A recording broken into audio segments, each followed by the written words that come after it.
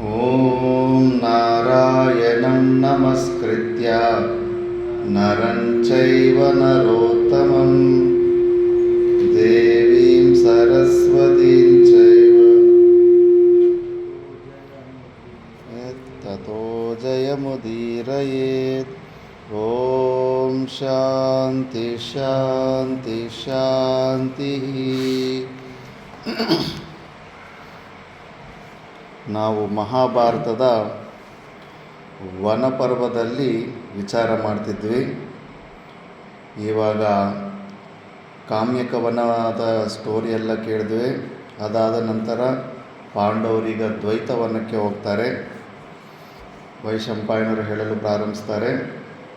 ಪಾರೀಕ್ಷಿತ, ಯದುಕುಲದ ಅಧಿಪತಿಯಾದ ಶ್ರೀಕೃಷ್ಣನು ಯುಧಿಷ್ಠಿರನ ಅನುಮತಿಯನ್ನು ಪಡೆದು ಪರಿವಾರ ಸಮೇತನಾಗಿ ದ್ವಾರವತಿಗೆ ಹಿಂದಿರುಗಿದ ನಂತರ ವೀರರಾದ ಶ್ರೀ ಶಂಕರನಿಗೆ ಅನುರೂಪವಾದ ಯುಧಿಷ್ಠಿರ, ಭೀಮಾರ್ಜುನ, ನಕುಲ ಸಹದೇವರು, ಕೃಷ್ಣೆಯು ಮತ್ತು ಪುರೋಹಿತರಾದ ದ್ಯೋಮ್ಯರು ಉತ್ತಮಾಶ್ವಗಳಿಂದ ಯುಕ್ತವಾಗಿದ್ದ ಶ್ರೇಷ್ಠವಾದ ರಥಗಳಲ್ಲಿ ಕುಳಿತು ದ್ವೈತವನಕ್ಕೆ ಹೊರಟರು.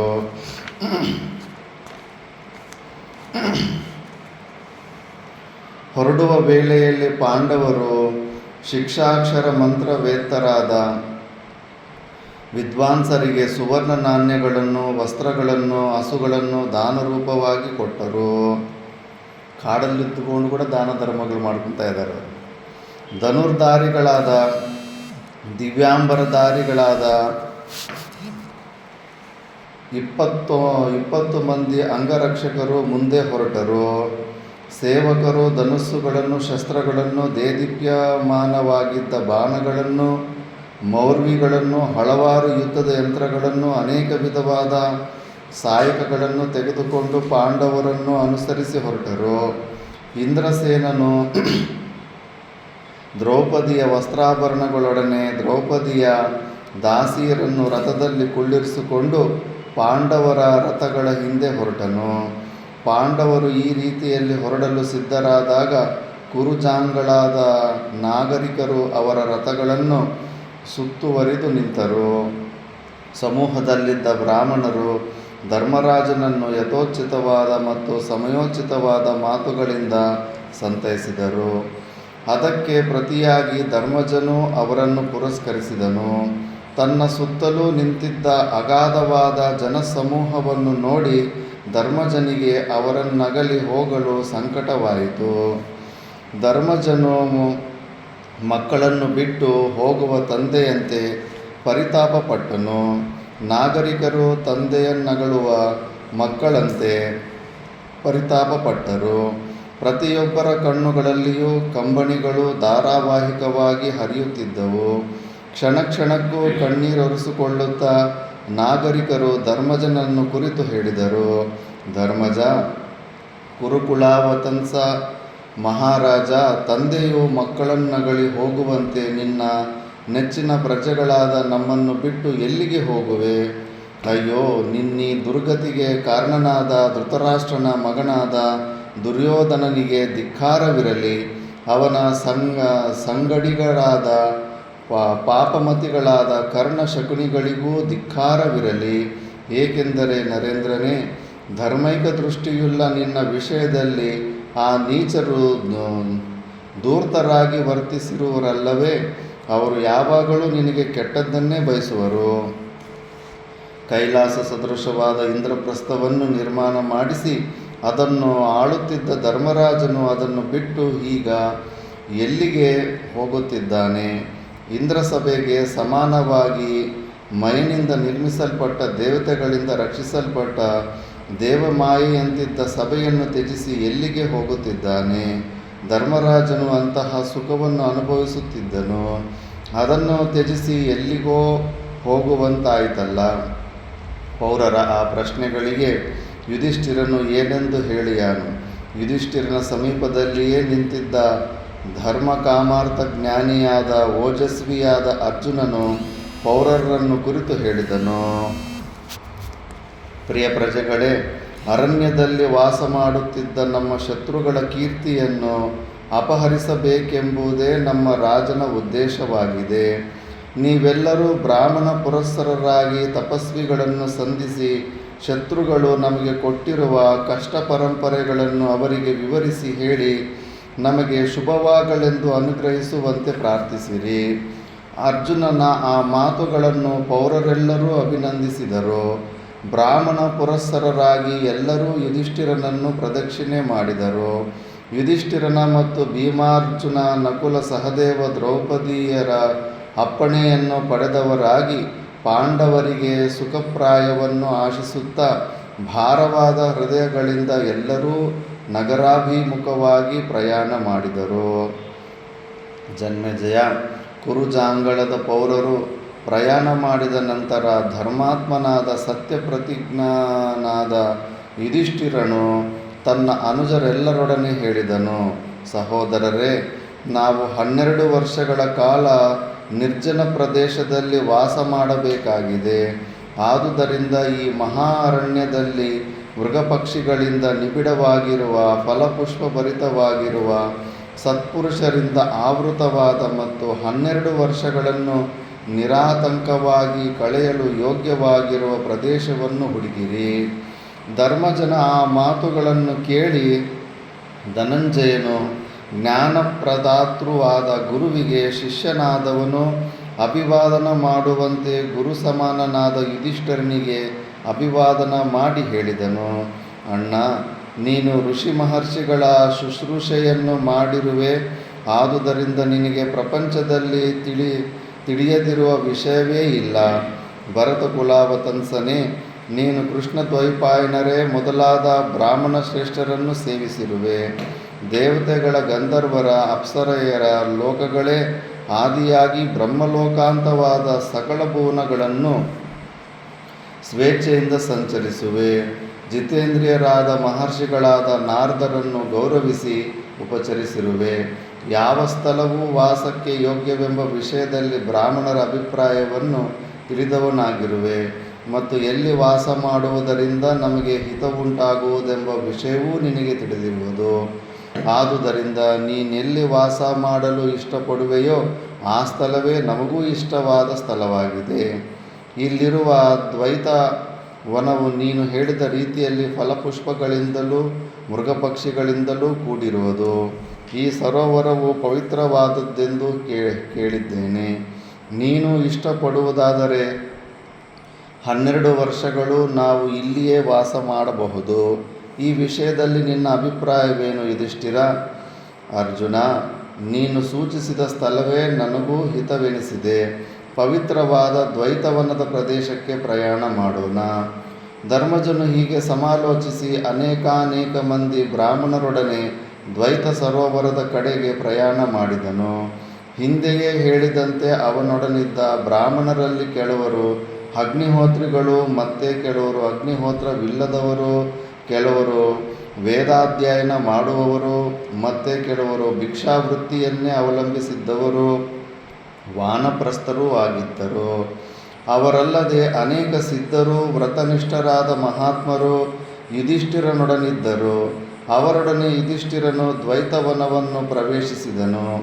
ದ್ವೈತವೆಂಬ ಸರೋವರದ ಹೆಸರೇ ಆ ಪ್ರದೇಶದ ಅರಣ್ಯಕ್ಕೂ ಇದ್ದಿತು. ಆ ಅರಣ್ಯದಲ್ಲಿದ್ದ ತಾಳ, ಮಾವು, ಮಧುಕ, ನೀಪ, ಕದಂಬ, ಸರ್ಜ, ಅರ್ಜುನ ಮೊದಲಾದ ವೃಕ್ಷಗಳು ಫಲ ಪುಷ್ಪಗಳಿಂದ ಕೂಡಿ ಕಂಗೊಳಿಸುತ್ತಿದ್ದವು. ಆ ಮಹಾವೃಕ್ಷಗಳ ಅಗ್ರಭಾಗಗಳಲ್ಲಿ ಮಯೂರ, ಚಾತಕ, ಚಕೋರ, ಕೋಕಿಲಗಳು ಮಧುರ ಧ್ವನಿಗಳನ್ನು ಮಾಡುತ್ತಿದ್ದವು. ಪರ್ವತೋಪಮಗಳಾಗಿದ್ದ ಮದಗಜಗಳು ಹೆಣ್ಣಾನೆಗಳೊಡನೆ ಕೂಡಿ ಬರುತ್ತಿರುವುದನ್ನು ಯುಧಿಷ್ಠಿರನು ಕಂಡನು. ಸರಸ್ವತಿ ನದಿಯ ತೀರದಲ್ಲಿ ಪವಿತ್ರಾತ್ಮರಾದ ಅನೇಕ ಮಹರ್ಷಿಗಳು ಜಟಾವಳ್ಕಳಧಾರಿಗಳಾಗಿ ತಪಸ್ಸು ಮಾಡುತ್ತಿರುವುದನ್ನು ಕಂಡು ಯುಧಿಷ್ಠಿರನಿಗೆ ಅಮಿತಾನಂದವಾಯಿತು. ಇಂದ್ರನು ಅಮರಾವತಿಯನ್ನು ಪ್ರವೇಶಿಸುವಂತೆ ಯುಧಿಷ್ಠಿರನು ತನ್ನ ಪರಿವಾರದೊಡನೆ ರಥದಿಂದಿಳಿದು ದ್ವೈತವನವನ್ನು ಪ್ರವೇಶಿಸಿದನು. ಯುಧಿಷ್ಠಿರನು ದ್ವೈತವನಕ್ಕೆ ಬಂದಿರುವನೆಂದು ತಿಳಿದೊಡನೆಯೇ ಅವನನ್ನು ಸಂದರ್ಶಿಸುವ ಸಲುವಾಗಿ ಸಿದ್ಧಚಾರಣರು ಅವನ ಸಮೀಪಕ್ಕೆ ಬಂದರು. ಇತರ ತಪಸ್ವಿಗಳು ಅವನ ದರ್ಶನಾಕಾಂಕ್ಷಿಗಳಾಗಿ ಬಂದು ಅವನ ಸುತ್ತಲೂ ನೆರೆದರು. ಧರ್ಮಜನು ಬಂದವರನ್ನು ಯಥೋಚಿತವಾಗಿ ಸತ್ಕರಿಸಿ ಅವರಿಂದಲೂ ರಾಜನಂತೆಯೂ ದೇವನಂತೆಯೂ ಸತ್ಕೃತನಾಗಿ ಬದ್ಧಾಂಜಲಿಯಾಗಿ ಅವರೊಡನೆ ದ್ವೈತವನವನ್ನು ಪ್ರವೇಶಿಸಿದನು. ಅನಂತರ ಯುಧಿಷ್ಠಿರನು ವಿಶಾಲವಾಗಿಯೂ ಎತ್ತರವಾಗಿಯೂ ಇರುವ ಒಂದು ಮಹಾವೃಕ್ಷದ ಬುಡದಲ್ಲಿ ಋಷಿ ಮಹರ್ಷಿಗಳಿಂದಲೂ ಬ್ರಾಹ್ಮಣರಿಂದಲೂ ಪರಿವೃತನಾಗಿ ಕುಳಿತನು. ಪುಣ್ಯಶೀಲನಾದ ಯುಧಿಷ್ಠಿರನು ಮಹಾತಪಸ್ವಿಗಳ ನಡುವೆ ತಂದೆಯಾದವನು ಮಕ್ಕಳ ಮಧ್ಯದಲ್ಲಿ ಕುಳಿತುಕೊಳ್ಳುವಂತೆ ಕುಳಿತು ಧರ್ಮಪರಾಯಣರಾದ ಋಷಿಗಳಿಂದ ಸಮ್ಮಾನಿತನಾದನು.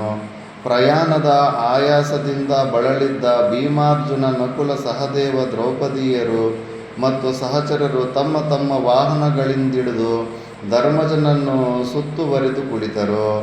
ಪರ್ವತದ ತಪ್ಪಲು ಪ್ರದೇಶದಲ್ಲಿ ತಂಗಿರುವ ಆನೆಗಳಿಂದ ಪರ್ವತವು ಶೋಭಾಯಮಾನವಾಗುವಂತೆ ತನ್ನ ಬಳಿಯಲ್ಲಿ ಕುಳಿತಿರುವ ಧನುಷ್ಮಂತರಾದ 5 ಪಾಂಡವರಿಂದ ಕೂಡಿ ಲತಾ ಸಮೂಹದಿಂದ ಆವೃತವಾಗಿದ್ದ ಆ ಮಹಾವೃಕ್ಷವು ಶೋಭಾಯಮಾನವಾಗಿದ್ದಿತು. ಈ ಪುಸ್ತಕಗಳು ಹೋದರೆ ಆ ಕಾಡು ತುಂಬ ಚೆನ್ನಾಗಿರುತ್ತೆ ಅನಿಸುತ್ತೆ. ಅಲ್ಲಿ ಹೋದರೆ ಗೊತ್ತಾಗುತ್ತೆ. ಒಂದು ತಿನ್ನೋ ಹಣ್ಣಿರೋ ಗಿಡ ಕಾಣಿಸೋದಿಲ್ಲ. ಏನು ತಿನ್ನಬೇಕು, ಏನು ಕುಡಿಬೇಕು, ಕೆಲವೊಂದು ಜಾಗದಲ್ಲಿ ಹೋದ್ರೆ ಕುಡಿಯೋ ನೀರು ಎಲ್ಲಿ ಸಿಗುತ್ತೆ ಅಂತ ಕೂಡ ಗೊತ್ತಾಗೋದಿಲ್ಲ. ಅಷ್ಟು ಭಯಂಕರವಾಗಿದ್ದಾವೆ ಕಾಡು. ಆಗಿನ ಕಾಲದಲ್ಲಿ ಇತ್ತೇನು ಹಣ್ಣು ಹಂಪಲಿರೋ ಮರಗಳು. ಈಗೆಲ್ಲ ಕೆಲಸಕ್ಕೆ ಬಾರದು ಮರಗಳೇ ಇರ್ತವೆ. ಪಾರೀಕ್ಷಿತ, ಸುಖೋಪಭೋಗಗಳಿಗೆ ಯೋಗ್ಯರಾದ ಇಂದ್ರ ಸದೃಶರಾದ ಪಾಂಡವರು ಪ್ರಯಾಣ ಕಾಲದಲ್ಲಿ ಅನೇಕಾನೇಕ ಕಷ್ಟಗಳನ್ನು ಅನುಭವಿಸಿ ಕಡೆಗೆ ಸುಮನೋಹರವಾದ ಸುಖಕರವಾದ ದ್ವೈತವನಕ್ಕೆ ಬಂದು ಸೇರಿದರು. ದ್ವೈತವನವು ಶಾಲವೃಕ್ಷಗಳಿಂದ ನಿಬಿಡವೂ ಸರಸ್ವತಿ ನದಿಯಿಂದ ಪವಿತ್ರವೂ ಆಗಿದ್ದಿತು. ಅಂತಹ ಪುಣ್ಯಕ್ಷೇತ್ರದಲ್ಲಿ 5 ಪಾಂಡವರು ಇಂದ್ರೋಪಾದಿಯಲ್ಲಿ ಸ್ವೇಚ್ಛೆಯಿಂದ ಕಾಲ ಕಳೆಯುತ್ತಿದ್ದರು. ಯುಧಿಷ್ಠಿರನು ಯತಿಗಳಿಗೂ ಮುನಿಗಳಿಗೂ ಬ್ರಾಹ್ಮಣರಿಗೂ ಕಂದಮೂಲ ಫಲಾಹಾರಗಳನ್ನು ಕೊಟ್ಟು ಉಪಚರಿಸುತ್ತಿದ್ದನು. ಆ 5 ಪಾಂಡವರಿಗೂ ತಂದೆಯೋಪಾದಿಯಲ್ಲಿದ್ದ ದ್ಯೌಮ್ಯರು ಕಾಲಕ್ಕೆ ಪಿತೃ ಸಂಬಂಧವಾದ ತರ್ಪಣಾದಿಗಳನ್ನು, ದೇವ ಸಂಬಂಧವಾದ ಇಷ್ಟಿಗಳನ್ನು ಅವರಿಂದ ಮಾಡಿಸುತ್ತಿದ್ದರು. ರಾಜ್ಯಭ್ರಷ್ಟರಾಗಿ ಅರಣ್ಯಕ್ಕೆ ಬಂದು ಅಲ್ಲಿ ವಾಸ ಮಾಡುತ್ತಿದ್ದ ಶ್ರೀಮಂತರಾದ ಪಾಂಡವರ ಆಶ್ರಮಕ್ಕೆ ಪುರಾಣ ಪುರುಷರಾದ ಮಹರ್ಷಿಗಳಾದ ಮಾರ್ಕಂಡೇಯರು ಒಮ್ಮೆ ಅತಿಥಿಗಳಾಗಿ ಆಗಮಿಸಿದರು. ಅತಿಥಿಗಳಾಗಿ ಆಗಮಿಸಿದ ಪ್ರಜ್ವಲಿಸುತ್ತಿರುವ ಯಜ್ಞೇಶ್ವರನಿಗೆ ಸದೃಶವಾದ ತೇಜಸ್ಸಿನಿಂದ ಕಂಗೊಳಿಸುತ್ತಿದ್ದ ಸುರರಿಂದಲೂ ಋಷಿಗಳಿಂದಲೂ ಮಾನವರಿಂದಲೂ ಪೂಜಿತರಾಗಿದ್ದ ಮಹಾಮುನಿಗಳಾದ ಮಾರ್ಕಂಡೇಯರನ್ನು ವಿಶಾಲ ಮನಸ್ಕನಾದ ಕುರುಪುಂಗವನಾದ ಅನುಪಮವಾದ ಸತ್ವ ಮತ್ತು ವೀರ್ಯಗಳಿಂದ ಪರಿಪೂರ್ಣನಾಗಿದ್ದ ಯುಧಿಷ್ಠಿರನು ಯಥೋಚಿತವಾಗಿ ಪೂಜಿಸಿದನು. ದ್ರೌಪದಿ ಸಮೇತರಾದ ಪಂಚಪಾಂಡವರು, ಋಷಿ ಮಹರ್ಷಿಗಳು ಮತ್ತು ಬ್ರಾಹ್ಮಣರು ಮಾರ್ಕಂಡೇಯರನ್ನು ಸುತ್ತುವರಿದು ಉಪವಿಷ್ಟರಾಗಿದ್ದರು. ತೇಜಸ್ವಿಗಳಾದ ಮಾರ್ಕಂಡೇಯರು ಧರ್ಮಜ, ಭೀಮ, ಅರ್ಜುನ, ನಕುಲ, ಸಹದೇವ, ದ್ರೌಪದಿಯರನ್ನೊಮ್ಮೆ ನೋಡಿದರು. ಅವರಿಗೆ ಹಿಂದಿನ ಯುಗದಲ್ಲಿ ನಡೆದ ರಾಮಾಯಣದ ನೆನಪುಂಟಾಯಿತು. ಅವರು ಚಿರಂಜೀವಿಯಲ್ಲ ಮಾರ್ಕಂಡೇಯ. ಜಟಾಧಾರಿಯಾದ ಶ್ರೀರಾಮನ ಅರಣ್ಯವಾಸದ ದೃಶ್ಯವು ಅವರ ಹೃನ್ಮಂದಿರದಲ್ಲಿ ಗೋಚರವಾಯಿತು. ಸ್ವಾಭಾವಿಕವಾದ ಮುಗುಳ್ನಗೆಯು ಮಹರ್ಷಿಗಳ ಮುಖಾರವಿಂದದಲ್ಲಿ ಮೂಡಿತು. ಮಹರ್ಷಿಗಳ ಮನೋಗತವನ್ನು ತಿಳಿಯಲು ಅಸಮರ್ಥನಾದ ಯುಧಿಷ್ಠಿರನು ಮಹರ್ಷಿಗಳು ತಮ್ಮನ್ನು ನೋಡಿ ಪರಿಹಾಸ್ಯ ಮಾಡುತ್ತಿರುವರೆಂದು ಭಾವಿಸಿದನು.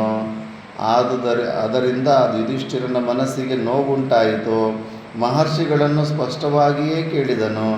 ಮಹರ್ಷಿಗಳೇ, ಇಲ್ಲಿ ನೆರೆದಿರುವ ಋಷಿ ಮಹರ್ಷಿಗಳು ಬ್ರಾಹ್ಮಣರು ನಮ್ಮ ಇಂದಿನ ದುರವಸ್ಥೆಯನ್ನು ನೋಡಿ ವ್ಯಥೆಪಡುತ್ತಿದ್ದಾರೆ. ಆದರೆ ನೀವು ಮಾತ್ರ ನಮ್ಮ ಕಷ್ಟವನ್ನು ನೋಡಿ ಸಂತುಷ್ಟರಾದಂತೆ ಇವರೆಲ್ಲರ ಸಮ್ಮುಖದಲ್ಲಿ ನಗುತ್ತಿರುವಿರಿ. ಇದಕ್ಕೆ ಕಾರಣವೇನೆಂಬುದನ್ನು ತಿಳಿಯಬಹುದೇ? ಮಗು, ಹಾಗೆಂದಿಗೂ ಭಾವಿಸಬೇಡ. ನಿಮ್ಮನ್ನು ಕಂಡು ನನಗೆ ಯಾವ ವಿಧವಾದ ಸಂತೋಷವೂ ಉಂಟಾಗಲಿಲ್ಲ. ನಿಮ್ಮನ್ನು ನೋಡಿ ನಗುತ್ತಲೂ ಇಲ್ಲ. ಹರ್ಷದ ಹೆಚ್ಚಳದಿಂದ ಹುಟ್ಟಿದ ದರ್ಪವು ನನ್ನ ಹತ್ತಿರಕ್ಕೆ ಸುಳಿಯದು. ಆದರೆ ನಿಮ್ಮ ಕಷ್ಟವನ್ನು ಕಂಡು ನನಗೆ ಸತ್ಯಸಂಧನಾದ ಶ್ರೀರಾಮನ ವನವಾಸದ ಸ್ಮರಣೆಯುಂಟಾದುದರಿಂದ ನಕ್ಕೆನು. ಶ್ರೀರಾಮನು ಸಹ ಪಿತೃವಾಕ್ಯ ಪರಿಪಾಲನೆಗಾಗಿ ಸೀತಾ ಲಕ್ಷ್ಮಣರೊಡನೆ 14 ವರ್ಷಗಳ ಕಾಲ ವನವಾಸ ಮಾಡಿದನು. ಅಂದು ನಾನು ಕಂಡಿದ್ದ ಋಷ್ಯಮೂಕ ಪರ್ವತದ ತಪ್ಪಲಿನಲ್ಲಿ ಅನುಜನಾದ ಇಲ್ಲಿ ಹಂಪಿನಲ್ಲಿ ಲಕ್ಷ್ಮಣನೊಡನೆ ಧನುರ್ಧಾರಿಯಾಗಿ ನಿಂತಿದ್ದ ಶ್ರೀರಾಮನ ಚಿತ್ರವು ಇಂದೂ ನನ್ನ ಕಣ್ಣಿಗೆ ಕಟ್ಟಿದಂತಿದೆ. ರಾಮನೇನು ಸಾಮಾನ್ಯನಲ್ಲ ಯುಧಿಷ್ಠಿರ. ಅವನು ಯಮನಿಗೆ ಅಥವಾ ನಮುಚಿ ಸೂದನನಾದ ಇಂದ್ರನಿಗೆ ಸಮಾನವಾದ ಪರಾಕ್ರಮವುಳ್ಳವನಾಗಿದ್ದನು. ಆದರೂ ಅವನು ತಂದೆಯ ಆಜ್ಞಾನುಸಾರ ಇದು ನನ್ನ ಪವಿತ್ರ ಕರ್ತವ್ಯ ಎಂದು ನಿರ್ಧರಿಸಿ 14 ವರ್ಷಗಳ ಕಾಲ ವನವಾಸವನ್ನು ಮಾಡಿದನು. ಶ್ರೀರಾಮನು ಇಂದ್ರನಿಗೆ ಸಮಾನ ಪ್ರಭಾವನು, ಮಹಾನುಭಾವನು, ಯುದ್ಧದಲ್ಲಿ ಅಪ್ರತಿಮನು. ಹೀಗಿದ್ದರೂ ಅವನು ಸುಖೋಪಭೋಗಗಳನ್ನು ತೊರೆದು ಅರಣ್ಯದಲ್ಲಿ ಅಲೆದಾಡಿದನು. ಆದುದರಿಂದ ಯಾರೇ ಆಗಲಿ ಪರಾಕ್ರಮವಿದ್ದ ಮಾತ್ರದಿಂದ ಅಧರ್ಮಾಚರಣೆಯನ್ನು ಮಾಡಬಾರದು. ರಾಜಾದಿರಾಜರಾದ ನಾಭಾಗ, ಭಗೀರಥ ಮೊದಲಾದವರು ಮಹಾಪರಾಕ್ರಮಿಗಳಾಗಿದ್ದರೂ ಸತ್ಯನಿಷ್ಠರಾಗಿದ್ದು ಸಮುದ್ರಾಂತವಾದ ಈ ಭೂಮಿಯನ್ನು ಆಳಿದರು. ಕೇವಲ ಪರಾಕ್ರಮಕ್ಕೆ ಪ್ರಾಧಾನ್ಯವನ್ನು ಕೊಟ್ಟು ಸತ್ಯವನ್ನಾಗಲಿ ಧರ್ಮವನ್ನಾಗಲಿ ದೂರ ಮಾಡಲಿಲ್ಲ. ಆದುದರಿಂದ ಸಾಮರ್ಥ್ಯವಿರುವುದೆಂದು ಭಾವಿಸಿ ಅಧರ್ಮಾಚರಣೆಯನ್ನು ಮಾಡಬಾರದು. ನರಶ್ರೇಷ್ಠನೇ, ಕಾಶಿ ಕರುಷಾಧಿಪತಿಯಾದ ಅಲರ್ಕನು ಸತ್ಯಪಾಲನೆಗಾಗಿಯೇ ರಾಜ್ಯಕೋಶಾದಿಗಳನ್ನು ತೊರೆದನು. ಇಂದು ಆತನನ್ನು ಸತ್ಯವ್ರತನೆಂದು ಸತ್ಪುರುಷನೆಂದು ಶ್ಲಾಘನೆ ಮಾಡುತ್ತಾರೆ. ಆದುದರಿಂದ ಮಾನವನಿಗೆ ಸತ್ಯಧರ್ಮಗಳು ಮುಖ್ಯವೇ ಹೊರತು ಕೇವಲ ಪರಾಕ್ರಮವಲ್ಲ. ಪಾರ್ಥ, ಅತ್ರಿ, ಅಂಗೀರಸರೆ ಮೊದಲಾದ ಸಪ್ತ ಋಷಿಗಳು ವಿಧಾತನಿಂದ ಶ್ರುತ್ಯನುಸಾರವಾಗಿ ವಿಹಿತವಾದ ಅಗ್ನಿಹೋತ್ರಾದಿ ಕರ್ಮಾಚರಣೆಗಳಿಂದಲೂ ತಪಶ್ಚರ್ಯೆಯಿಂದಲೂ ಸಿದ್ಧ ಪಡೆದವರಾಗಿ ಇಂದೂ ನಭೋಮಂಡಲದಲ್ಲಿ ವಿರಾಜಿಸುತ್ತಿದ್ದಾರೆ. ಅವರಿಗೆ ಆ ಸ್ಥಾನಗಳು ಕೇವಲ ಧರ್ಮಾಚರಣೆ ಮತ್ತು ಸತ್ಯನಿಷ್ಠೆಗಳಿಂದ ಪ್ರಾಪ್ತವಾದುದೇ ಹೊರತು ಪರಾಕ್ರಮದಿಂದಲ್ಲ. ಆದುದರಿಂದ ಪರಾಕ್ರಮವಿದ್ದ ಮಾತ್ರಕ್ಕೆ ಅಧರ್ಮಾಚರಣೆಯನ್ನು ಮಾಡಬಾರದು. ನರೇಂದ್ರನೇ, ಪ್ರಾಣಿಗಳು ವಿಧಿ ನಿಯಮಕ್ಕೆ ಕಟ್ಟು ಬಿದ್ದಿವೆ. ಅಲ್ಲಿ ಹೋಗುತ್ತಿರುವ ಮದಗಜಗಳ ಸಮೂಹವನ್ನು ನೋಡು ಯುಧಿಷ್ಠಿರ. ಅವುಗಳಿಗೆ ಅಪಾರ ಬಲವಿದೆ. ಒಂದೊಂದು ಪರ್ವತೋಪಮವಾಗಿವೆ. ಅವು ಇಚ್ಛಿಸಿದರೆ ಕ್ಷಣ ಮಾತ್ರದಲ್ಲಿ ಈ ಮಹಾವನವನ್ನೇ ಧ್ವಂಸ ಮಾಡಿಬಿಡಬಲ್ಲವು. ಆದರೆ ಅವು ಹಾಗೆ ಮಾಡುವುದಿಲ್ಲ. ಅವುಗಳು ವಿಧಿಯ ನಿಯಮದಂತೆ ಪ್ರಾಣಿಧರ್ಮದಿಂದ ಬಂಧಿಸಲ್ಪಟ್ಟಿವೆ. ಈ ಕಾರಣದಿಂದಲೂ ತಾನು ಬಲಿಷ್ಠನಾಗಿರುವನೆಂದು ಭಾವಿಸಿ ಅಧರ್ಮ ಕಾರ್ಯಗಳನ್ನು ಮಾಡಬಾರದು. ಇಲ್ಲಿ ವಾಸಿಸುತ್ತಿರುವ ಇತರ ಸರ್ಪ ಮೃಗಾದಿಗಳನ್ನು ನೋಡು ಯುಧಿಷ್ಠಿರ. ಯದ್ಯಪಿ ಇವುಗಳಿಗೆ ವಿಶೇಷ ಸಾಮರ್ಥ್ಯವಿರುವುದಾದರೂ ದೈವದ ಕಟ್ಟಳೆಯನ್ನು ಮೀರಿ ನಡೆಯಲಾರವು. ಆದುದರಿಂದ ಯಾವನೊಬ್ಬನೂ ಬಲವಿದೆ ಎಂದಾಗಲಿ ಅಧಿಕಾರವಿದೆ ಎಂದಾಗಲಿ ಅಧರ್ಮದಿಂದ ವರ್ತಿಸಲಾಗದು. ಧರ್ಮಜ, ನಿನ್ನ ವಿಷಯವಾಗಿ ಹೇಳುವುದಾದರೆ ಸತ್ಯಪಾಲನೆಯಲ್ಲಿಯೂ ಧರ್ಮನಿಷ್ಠೆಯಲ್ಲಿಯೂ ಅತಿಥಿ ಸತ್ಕಾರದಲ್ಲಿಯೂ ನೀನು ಎಲ್ಲರನ್ನೂ ಮೀರಿಸಿರುವೆ. ಸೂರ್ಯಾಗ್ನಿಗಳ ತೇಜಸ್ಸಿನಂತೆ ನಿನ್ನ ಯಶಃಕಾಂತಿಗಳು ಎಲ್ಲೆಲ್ಲಿಯೂ ಹರಡಿವೆ. ಮಹಾನುಭಾವನೇ, ಪ್ರತಿಜ್ಞಾನುಸಾರವಾಗಿ ಈ ಅರಣ್ಯದಲ್ಲಿ ಬಹು ಕಷ್ಟದಿಂದ ಪ್ರತಿಜ್ಞಾತವಾದ ವರ್ಷಗಳನ್ನು ಕಳೆದ ನಂತರ ಪ್ರತಿಜ್ಞಾಪೂರ್ಣನಿಂದ ಪ್ರಾಪ್ತವಾಗುವ ಜಾಜ್ವಲ್ಯಮಾನವಾದ ಮಹಾ ತೇಜಸ್ಸಿನಿಂದ ದೇದೀಪ್ಯಮಾನಳಾದ ನಿನ್ನ ರಾಜ್ಯಲಕ್ಷ್ಮಿಯನ್ನು ಕೌರವರಿಂದ ಪಡೆದುಕೊಳ್ಳುವೆ. ಇದರಲ್ಲಿ ಯಾವ ಸಂಶಯವೂ ಇಲ್ಲ ಯುಧಿಷ್ಠಿರ. ಜನಮೇಜಯ, ತಪಸ್ವಿಗಳ ಮಧ್ಯದಲ್ಲಿ ಸುಹೃದರಿಂದ ಪರಿವೃತನಾಗಿ ಕುಳಿತಿದ್ದ ಯುಧಿಷ್ಠಿರನಿಗೆ ಮಾರ್ಕಂಡೇಯ ಮಹರ್ಷಿಗಳು ಈ ಪ್ರಕಾರವಾಗಿ ಧರ್ಮೋಪದೇಶ ಮಾಡಿ ದ್ಯೌಮ್ಯರು ಮತ್ತು ಪಾಂಡವರ ಅನುಮತಿಯನ್ನು ಪಡೆದು ಉತ್ತರಾಭಿಮುಖವಾಗಿ ಪ್ರಯಾಣ ಮಾಡಿದರು. ಪಾರೀಕ್ಷಿತ, ಯುಧಿಷ್ಠಿರನು ದ್ವೈತವನದಲ್ಲಿ ವಾಸ ಮಾಡುತ್ತಿದ್ದಾಗ ಆ ವಿಶಾಲವನವೇ ಬ್ರಾಹ್ಮಣರಿಂದ ತುಂಬಿ ಹೋಯಿತು. ಅನವರತವಾದ ವೇದ ಮಂತ್ರಗಳಿಂದ ಪ್ರತಿಧ್ವನಿಸುತ್ತಿದ್ದ ಅರಣ್ಯವು ನಿಶ್ಚಯವಾಗಿಯೂ ಬ್ರಹ್ಮಲೋಕದ ಸ್ಮರಣೆಯನ್ನು ತರುವುದಾಗಿದ್ದಿತು. ನಾನಾ ಶಾಖೆಗಳ ಬ್ರಾಹ್ಮಣರು ಸುಸ್ವರಗಳಿಂದ ಹೇಳುತ್ತಿದ್ದ ಋಗ್ವೇದ, ಯಜುರ್ವೇದ, ಸಾಮವೇದ, ಅಥರ್ವ ವೇದಗಳ ಮಂತ್ರಗಳು, ಆ ವೇದ ಮಂತ್ರಗಳ ಜೊತೆಗೆ ಪಾಂಡವರು ಮಾಡುತ್ತಿದ್ದ ಧನುಷ್ಟೇಂಕಾರಗಳು ಕಳೆತು ಬ್ರಹ್ಮಕ್ಷತ್ರ ಸಂಪ್ರದಾಯಗಳ ಸಮಾಗಮವಾದಂತಾಗಿ ಶ್ರೋತೃಗಳಿಗೆ ಹೆಚ್ಚಿನ ಸಂತಸವನ್ನುಂಟು ಮಾಡುವುದಾಗಿದ್ದಿತು. ಆ ಸಂತೋಷವನ್ನು ಅನುಭವಿಸಿದ ಬಕದಾಲ್ಬ್ಯರೆಂಬ ಮಹಾಮುನಿಗಳು ಒಂದು ದಿನ ಸಂಜೆ ಋಷಿಗಳ ಮಧ್ಯದಲ್ಲಿ ಸಂಧ್ಯೋಪಾಸನೆಯನ್ನು ಮಾಡಿ ಕುಳಿತಿದ್ದ ಯುಧಿಷ್ಠಿರನಿಗೆ ಹೇಳಿದರು. ಯುಧಿಷ್ಠಿರ, ನೋಡು, ಈ ಬ್ರಾಹ್ಮಣರಿಗೆ ಸಾಯಂಕಾಲದ ಹೋಮಕ್ಕೆ ಕಾಲವು ಸನ್ನಿಹಿತವಾಗುತ್ತಲಿದೆ. ಈ ಸನ್ನಿವೇಶವು ಎಷ್ಟು ರಮಣೀಯವಾಗಿದೆ ನೋಡು. ಇವರೆಲ್ಲರೂ ಅಗ್ನಿಯನ್ನು ಪ್ರಜ್ವಲಿಸಿ ಅಗ್ನಿದೇವನನ್ನು ಹವನಾದಿಗಳಿಂದ ಅರ್ಚಿಸುತ್ತಾರೆ. ವ್ರತನಿಷ್ಠರಾದ ಇವರೆಲ್ಲರೂ ನಿನ್ನಿಂದ ರಕ್ಷಿಸಲ್ಪಟ್ಟವರಾಗಿ ಹವನಾದಿಗಳೇ ಅಲ್ಲದೆ ಶ್ರುತಿ ಸ್ಮೃತಿಯುಕ್ತವಾದ ಇನ್ನೂ ಅನೇಕ ಕರ್ಮಗಳನ್ನು ಕಾಲಕಾಲಕ್ಕೆ ಮಾಡುತ್ತಿದ್ದಾರೆ. ಭೃಗುವಂಶದ ಮಹರ್ಷಿಗಳು ಅಂಗಿರಸರು, ವಾಸಿಷ್ಠರು, ಕಾಶ್ಯಪರು, ಅಗಸ್ತ್ಯ ವಂಶಜರು, ಅತ್ರಿಗೋತ್ರಜರು ಇವರೆಲ್ಲರೂ ಇಂದು ನಿನ್ನ ಆಶ್ರಯವನ್ನು ಪಡೆದು ತಮ್ಮ ತಮ್ಮ ಕರ್ಮಾನುಷ್ಠಾನಗಳನ್ನು ಮಾಡುತ್ತಲಿದ್ದಾರೆ. ಎಲ್ಲ ಲೋಕಗಳಲ್ಲಿಯೂ ಶ್ರೇಷ್ಠರಾದ ಬ್ರಾಹ್ಮಣರು ನಿನ್ನೊಡನೆ ಸೇರಿದ್ದಾರೆ. ನಾನು ಹೇಳುವ ಮಾತನ್ನು ಸಹೋದರರೊಡಗೂಡಿ ಕೇಳು. ಯುಧಿಷ್ಠಿರ, ಬ್ರಾಹ್ಮ ಮತ್ತು ಕ್ಷಾತ್ರ ತೇಜಸ್ಸುಗಳ ಸಂಯೋಗದ ಫಲವೇನೆಂಬುದನ್ನು ಹೇಳುವೆನು. ಯುಧಿಷ್ಠಿರ, ಅಗ್ನಿದೇವನು ಹೇಗೆ ವಾಯುದೇವನ ಸಹಕಾರದಿಂದ ಮಹಾರಣ್ಯಗಳನ್ನೇ ಸುಡಲು ಸಮರ್ಥನಾಗುವನೋ, ಅದೇ ರೀತಿಯಲ್ಲಿ ಬ್ರಹ್ಮ ತೇಜಸ್ಸು ಕ್ಷತ್ರಬಲದೊಡನೆ ಮತ್ತು ಕ್ಷತ್ರಿಯನ ಶಕ್ತಿಯು ಬ್ರಹ್ಮ ತೇಜಸ್ಸಿನೊಡನೆ ಸೇರಿ ಕಾರ್ಯ ಮಾಡಿದಲ್ಲಿ ಎಂತಹ ಅಜೇಯನಾದ ಶತ್ರುವನ್ನು ವಿನಾಶ ಮಾಡಲು ಸಮರ್ಥವಾಗುತ್ತದೆ. ಯಾವ ರಾಜನು ಇಹಪರಗಳೆರಡನ್ನೂ ಸಾಧಿಸಲು ಇಚ್ಛಿಸುವನೋ ಅವನು ಬ್ರಾಹ್ಮಣರಹಿತನಾದರೆ ಚಿರಕಾಲ ಪ್ರಭಾವಶಾಲಿಯಾಗಿ ಬಾಳಲಾರನು. ಬ್ರಾಹ್ಮಣರನ್ನು ಬಿಟ್ಟು ತನ್ನ ಕಾರ್ಯದಲ್ಲಿ ಯಶಸ್ವಿಯಾಗಲಾರನು. ವಿನೀತನಾಗಿರುವ, ಧರ್ಮಾರ್ಥಗಳ ಸೂಕ್ಷ್ಮವನ್ನು ತಿಳಿದಿರುವ, ಮೋಹವಶನಾಗದಿರುವ ಬ್ರಾಹ್ಮಣನ ಸಹಾಯವನ್ನು ಪಡೆದ ರಾಜನು ತನ್ನ ಶತ್ರುಗಳನ್ನು ವಿನಾಶ ಮಾಡಲು ಸಮರ್ಥನಾಗುತ್ತಾನೆ.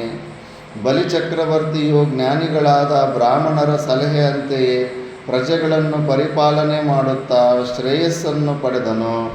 ಅವನು ವೇದಾಂಗ ಪಾರಂಗತರಾದ ಬ್ರಾಹ್ಮಣರೊಡನೆ ಸಮಾಲೋಚನೆಯನ್ನು ಮಾಡದೆ ಯಾವ ಕಾರ್ಯವನ್ನೂ ಮಾಡುತ್ತಿರಲಿಲ್ಲ. ಆ ಕಾರಣದಿಂದಲೇ ಬಲಿಚಕ್ರವರ್ತಿಯ ಸಕಲೇಷ್ಟಗಳು ನೆರವೇರುತ್ತಿದ್ದವು ಮತ್ತು ಅವನು ಅಪಾರವಾದ ಐಶ್ವರ್ಯವನ್ನು ಪಡೆಯಲು ಸಮರ್ಥನಾದನು. ಆದರೆ ಬ್ರಾಹ್ಮಣರ ಸಹಾಯದಿಂದ ಅಖಂಡ ಭೂಮಂಡಲವನ್ನು ತನ್ನ ಸ್ವಾಧೀನ ಮಾಡಿಕೊಂಡ ನಂತರ ದುರಹಂಕಾರದಿಂದಲೂ ಮದದಿಂದಲೂ ಅವರನ್ನು ತಿರಸ್ಕರಿಸಲು ಆರಂಭಿಸಿದನು. ಒಡನೆಯೇ ಅವನಿಗೆ ಆಪತ್ತು ಸಂಭವಿಸಿತು. ಯಾವ ಕ್ಷತ್ರಿಯನ ಬ್ರಾಹ್ಮಣ ಸಂಪರ್ಕವಿಲ್ಲದೆ ಇರುವನೋ ಅವನ ರಾಜ್ಯವು ಖಂಡಿತವಾಗಿಯೂ ಸಂಪತ್ ಸಮೃದ್ಧವಾಗಿ ಚಿರಕಾಲ ಅವನಲ್ಲಿರುವುದಿಲ್ಲ. ಯಾವ ರಾಜನು ನೀತಿಶಾಸ್ತ್ರ ಸಂಪನ್ನನಾದ ಬ್ರಾಹ್ಮಣನ ಸಲಹೆಯಂತೆ ರಾಜ್ಯಶಾಸನವನ್ನು ಮಾಡುವನೋ ಅವನಿಗೆ ಸಮುದ್ರಾಂತವಾದ ಈ ಪೃಥಿವಿಯೇ ಶರಣಾಗುತ್ತದೆ.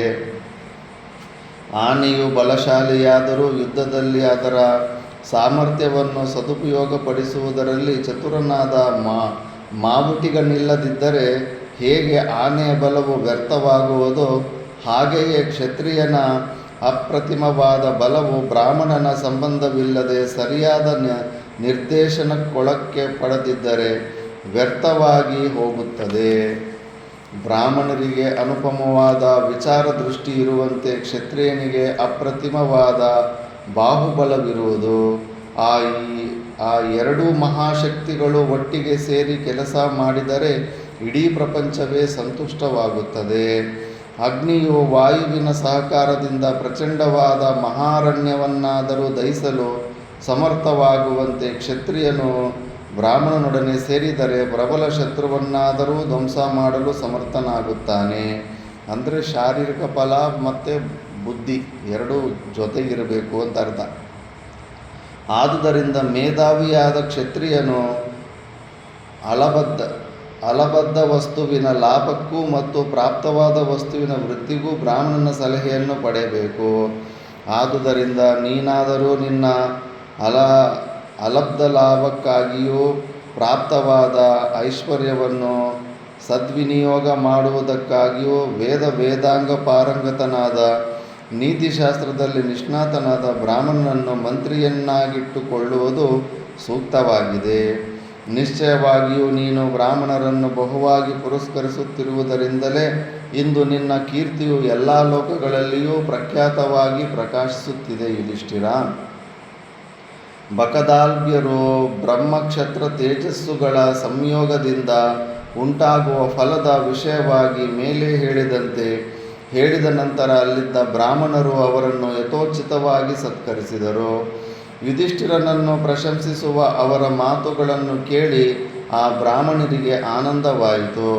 ದ್ವೈಪಾಯನ, ನಾರದ, ಪರಶುರಾಮ, ಋತುಶ್ರವಸ, ಇಂದ್ರದ್ಯುಮ್ನ, ಬಾಲುಕಿ, ಕೃತಚೇತಸ, ಸಹಸ್ರಪಾತ್, ಕರ್ಣಶ್ರವಸ, ಮುಂಜ, ಲವನಾಶ್ವ, ಕಾಶ್ಯಪ, ಹಾರಿತ, ಸ್ಥೂನಕರ್ಣ, ಅಗ್ನಿವೇಶ, ಶೌನಕ, ಕೃತವಾಗ್, ಸುವಾಗ್, ಬೃಹದಶ್ವ, ವಿಭಾವಸು, ಊರ್ಧ್ವರೇತಸ, ವೃಷಾಮಿತ್ರ, ಸುಹೋತ್ರ, ಹೋತ್ರವಾಹನ ಇವರೇ ಮುಂತಾದ ಬ್ರಾಹ್ಮಣ ಶ್ರೇಷ್ಠರು ಸ್ವರ್ಗಾಧಿಪತಿಯಾದ ದೇವೇಂದ್ರನನ್ನು ಋಷಿಗಳ ಪುರಸ್ಕರಿಸುವಂತೆ ಯುಧಿಷ್ಠಿರನನ್ನು ಪುರಸ್ಕರಿಸುತ್ತಾ ತಮ್ಮ ತಮ್ಮ ಕರ್ಮಾನುಷ್ಠಾನಗಳಲ್ಲಿ ನಿರತರಾಗಿದ್ದರು.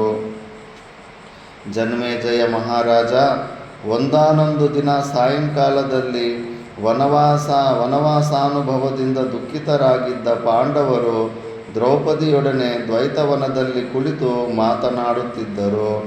ಪಾಂಡವರ ಪ್ರೀತಿಗೆ ಪಾತ್ರಳಾದವಳು, ದರ್ಶನೀಯಳು, ಪಂಡಿತೆಯೂ ಪತಿವ್ರತೆಯೂ ಆದ ದ್ರೌಪದಿಯು ಕೌರವ ಸಭಾಭವನದಲ್ಲಿ ತನಗೆ ಪ್ರಾಪ್ತವಾದ ಅಪಮಾನವನ್ನು ನೆನೆದು ಮನಸ್ಸಿನ ಉದ್ವೇಗದಿಂದ ಹೊರಹೊಮ್ಮಿದ್ದ ಕಂಬನಿಯನ್ನೊರೆಸಿಕೊಂಡು ಯುಧಿಷ್ಠಿರನಿಗೆ ಹೇಳಿದಳು. ಮಹಾರಾಜ, ನಿಶ್ಚಯವಾಗಿಯೂ ಆ ಪಾಪಿಗೆ, ದಸ್ಯುವಿಗೆ, ಕ್ರೂರಿಗೆ ನಮಗಿಂದು ಅವನಿಂದಲೇ ಪ್ರಾಪ್ತವಾಗಿರುವ ಕಷ್ಟದ ವಿಷಯದಲ್ಲಿ ಅನುಕಂಪವಾಗಲಿ ಪರಿತಾಪವಾಗಲಿ ಉಂಟಾಗಿರುವುದಿಲ್ಲ. ಆ ದುರಾತ್ಮನಾದ ದುರ್ಯೋಧನನಿಗೆ ನಿಮ್ಮನ್ನು ಮತ್ತು ನನ್ನನ್ನು ಕೃಷ್ಣಾರ್ಜುನಧಾರಿಗಳನ್ನಾಗಿ ಮಾಡಿ ಕಾಡಿಗೆ ಕಳಿಸಿರುವುದಕ್ಕಾಗಿ ಪಶ್ಚಾತ್ತಾಪವೂ ಉಂಟಾಗಿರುವುದಿಲ್ಲ. ನಿಶ್ಚಯವಾಗಿಯೂ ಆ ದುಷ್ಟನ ಹೃದಯವು ಉಕ್ಕಿನಿಂದಲೇ ಮಾಡಲ್ಪಟ್ಟಿರಬೇಕು. ಏಕೆಂದರೆ ಧರ್ಮಾತ್ಮನಾದ ಸತ್ಯಸಂಧನಾದ ಜ್ಯೇಷ್ಠನಾದ ನಿನ್ನನ್ನು ಅವನು ಬಹಳ ಕಠಿಣೋಕ್ತಿಗಳಿಂದ ಹೀಯಾಳಿಸಿದನಲ್ಲವೇ? ಸುಖೋಪಭೋಗಗಳನ್ನು ಅನುಭವಿಸಲು ಯೋಗ್ಯನಾದ ಮತ್ತು ಧರ್ಮಿಷ್ಠನಾದ ನಿನ್ನನ್ನು ಈ ವಿಧವಾದ ಕಷ್ಟಕ್ಕೆ ಗುರಿ ಮಾಡಿ ಪಶ್ಚಾತ್ತಾಪ ಪಡುವುದಕ್ಕೆ ಬದಲಾಗಿ ಆ ದುಷ್ಟ ದುರ್ಯೋಧನನು ತನ್ನ ಗೆಳೆಯರೊಡನೆ ಸಂತೋಷದಿಂದ ಕಾಲ ಕಳೆಯುತ್ತಿರುವನು. ಕೃಷ್ಣಾರ್ಜುನವನ್ನು ಧರಿಸಿ ನೀನು ಅರಣ್ಯಕ್ಕೆ ಹೊರಟಾಗ ಮಹಾಪಾಪಿಷ್ಠರಾದ 4 ಜನರ ಕಣ್ಣುಗಳಿಂದ ಮಾತ್ರ ನೀರು ಕೆಳಗೆ ಬೀಳಲಿಲ್ಲ. ಮಹಾರಾಜ, ಪೀತಾಂಬರಕ್ಕೆ ಬದಲಾಗಿ ಕೃಷ್ಣಾರ್ಜುನವನ್ನು ಧರಿಸಿ ನೀನು ಹಸ್ತಿನೆಯನ್ನು ಬಿಟ್ಟು ಹೊರಟಾಗ ದುರ್ಯೋಧನ, ಕರ್ಣ, ದುರಾತ್ಮನಾದ ಶಕುನಿ, ಸ್ವಭಾವದಿಂದಲೇ ಬಹುದುಷ್ಟನಾಗಿರುವ ದುಶ್ಯಾಸನ, ಈ 4 ಉಳಿದ ಕೌರವರು ಪಟ್ಟಣಿಗರು ನಿನ್ನ ದುಸ್ಥಿತಿಯನ್ನು ನೋಡಿ ಕಂಬನಿಗೆರೆದರು. ಮಹಾರಾಜ, ಇಂದಿನ ನಿನ್ನ ದರ್ಬೆಯ ಹಾಸಿಗೆಯನ್ನು ನೋಡುತ್ತಿರುವಂತೆ ಅಂದು ನೀನು ಹಂಸತೂಲಿಕಾ ತಲ್ಪದಲ್ಲಿ ಕುಳಿತಿದ್ದ ಚಿತ್ರವು ಕಣ್ಣು ಮುಂದೆ ಬಂದು ನಿಲ್ಲುವುದು. ಯುಧಿಷ್ಠಿರ, ಅದನ್ನು ನೆನೆದಂತೆಲ್ಲ ನನ್ನ ಹೃದಯವು ಬೆಂದು ಹೋಗುವುದು. ಸುಖೋಪಭೋಗಗಳನ್ನು ಅನುಭವಿಸುತ್ತಿದ್ದ ನಿನಗೆ ಖಂಡಿತವಾಗಿಯೂ ಇಂತಹ ಕಷ್ಟವು ಪ್ರಾಪ್ತವಾಗಬಾರದಾಗಿದ್ದಿತು. ಅಂದು ನೀನು ದಂತಗಳಿಂದಲೂ ನವರತ್ನಗಳಿಂದಲೂ ಮಾಡಲ್ಪಟ್ಟಿದ್ದ ಸಿಂಹಾಸನದಲ್ಲಿ ಕುಳಿತುಕೊಳ್ಳುತ್ತಿದ್ದೆ. ಇಂದು ನೀನು ಕುಶಾಸನದಲ್ಲಿ ಕುಳಿತಿರುವುದನ್ನು ನೋಡಿದರೆ ನನ್ನ ಹೃದಯವು ಬಹಳವಾಗಿ ಪರಿತಪಿಸುತ್ತದೆ. ನಿನ್ನ ಸಿಂಹಾಸನವನ್ನು ಸುತ್ತುವರಿದು ಆಶ್ರಿತ ರಾಜರು ನಯ ವಿನಯಗಳಿಂದ ಕೈಕಟ್ಟಿ ಕುಳಿತುಕೊಳ್ಳುತ್ತಿದ್ದರು. ಇಂದು ನಾನು ಅಂದಿನ ನಿನ್ನ ರಾಜ ಟಿವಿಯನ್ನು ಹೇಗೆ ತಾನೇ ಕಾಣುವ ಸಾಧ್ಯತೆ ಇದೆ? ನನಗೆ ಹೇಗೆ ತಾನೇ ಶಾಂತಿಯುಂಟಾದೀತು? ಯುಧಿಷ್ಠಿರ, ಅಂದು ನಿನ್ನ ಶರೀರವು ರತ್ನಹಾರಗಳನ್ನು ಧರಿಸಿ ಸೂರ್ಯನಂತೆಯೇ ಪ್ರಕಾಶಿಸುತ್ತಿದ್ದಿತು.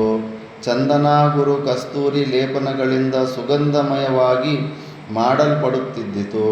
ಆದರೆ ಇಂದು ನಿನ್ನ ದಿವ್ಯ ಶರೀರವು ಧೂಳಿನಿಂದ ಮುಚ್ಚಿರುವುದನ್ನು ನೋಡಿದರೆ ನನ್ನ ದುಃಖವು ಇಮ್ಮಡಿಯಾಗುತ್ತದೆ, ಮೋಹವುಂಟಾಗುತ್ತದೆ.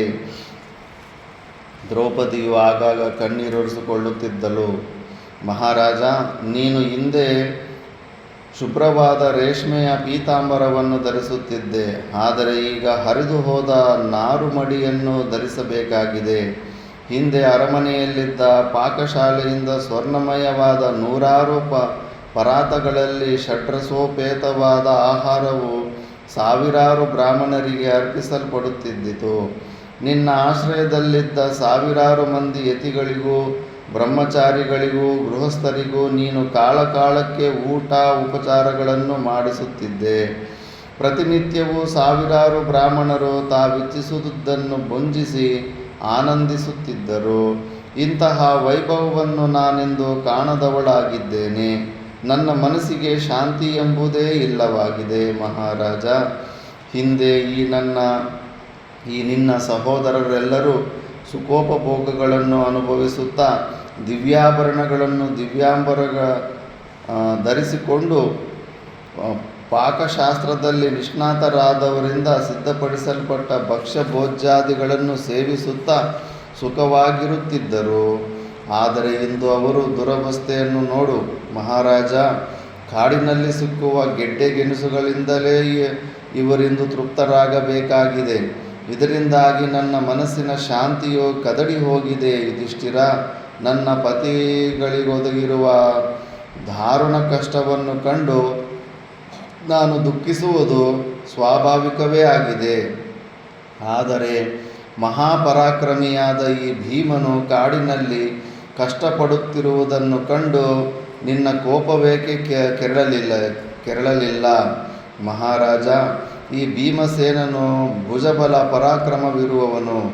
ಎಂತಹ ದುಸ್ಸಾಧ್ಯವಾದ ಕಾರ್ಯವನ್ನಾದರೂ ಏಕಾಕಿಯಾಗಿ ಸಾಧಿಸುವ ಸಾಮರ್ಥ್ಯವಿರುವವನು. ಇಂತಹವನು ಈ ಪರಿಯಲ್ಲಿ ದುಸ್ಥಿತಿಗೆ ಈಡಾಗಿರುವುದನ್ನು ನೋಡಿಯೂ ನಿನ್ನ ಕೋಪವೇಕೆ ವೃದ್ಧಿಗೊಳ್ಳಲಿಲ್ಲ?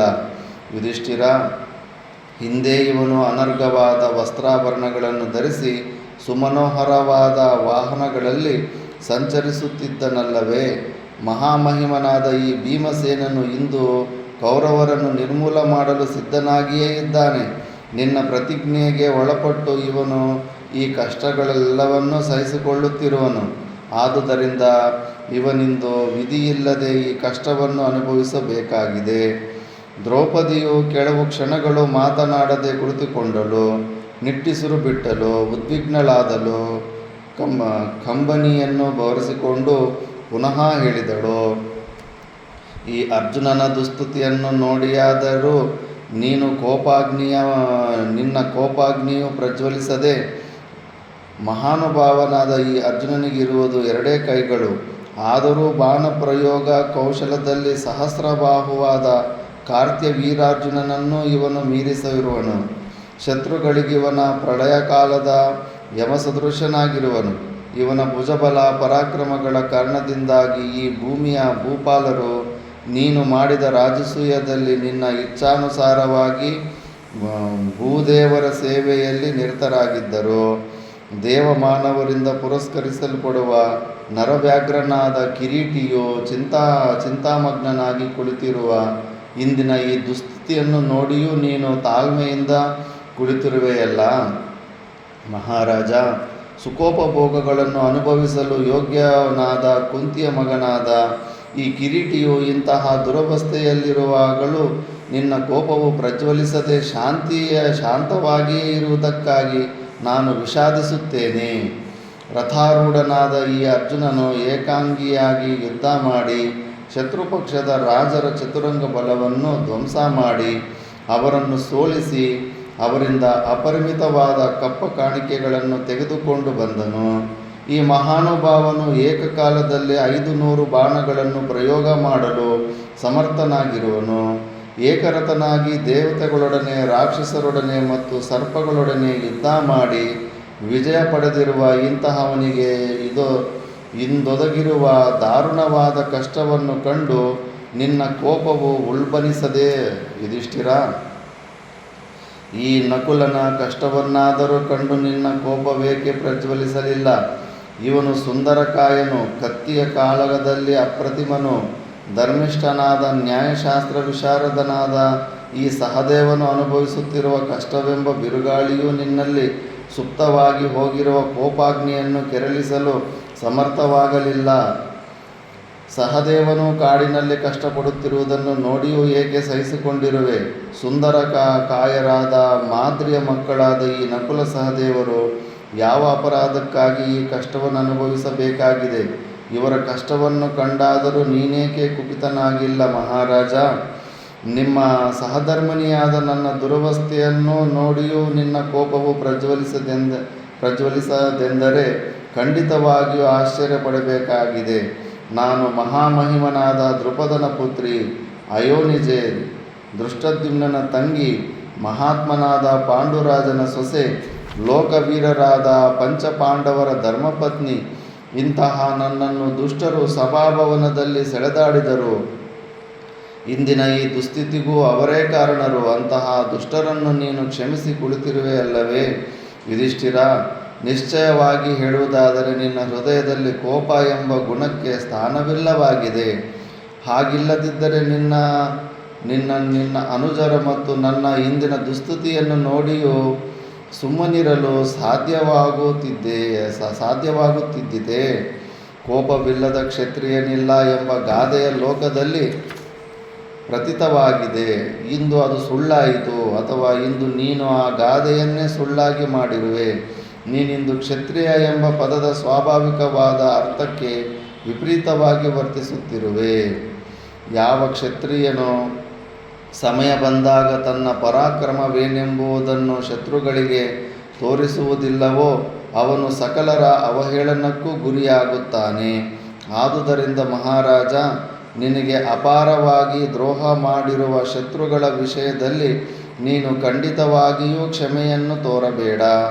ನಿಶ್ಚಯವಾಗಿಯೂ ನಿನ್ನಲ್ಲಿ ಶತ್ರುಗಳೆಲ್ಲರನ್ನೂ ಸಂಹಾರ ಮಾಡುವ ಪರಾಕ್ರಮವಿದೆ. ನಾನು ಮೇಲೆ ಹೇಳಿದಂತೆ ಕ್ಷತ್ರಿಯನಾದವನು ಸಮಯದಲ್ಲಿ ಪರಾಕ್ರಮವನ್ನು ತೋರಬೇಕು. ಶತ್ರುವು ಕ್ಷಮೆಯಾಚನೆಗೆ ಬಂದಾಗ ಆಶ್ರಯವನ್ನು ನೀಡಬೇಕು. ಕ್ಷಮೆಯನ್ನು ಯಾಚಿಸಿದ ಕಾಲದಲ್ಲಿ ಕ್ಷಮೆಯನ್ನು ನೀಡದಿರುವ ರಾಜನು ಅಕೀರ್ತಿವಂತನಾಗಿ ಇಹಪರಲೋಕಗಳೆರಡರಲ್ಲಿಯೂ ಸುಖವನ್ನು ಕಾಣದೆ ವಿನಾಶ ಹೊಂದುವನು.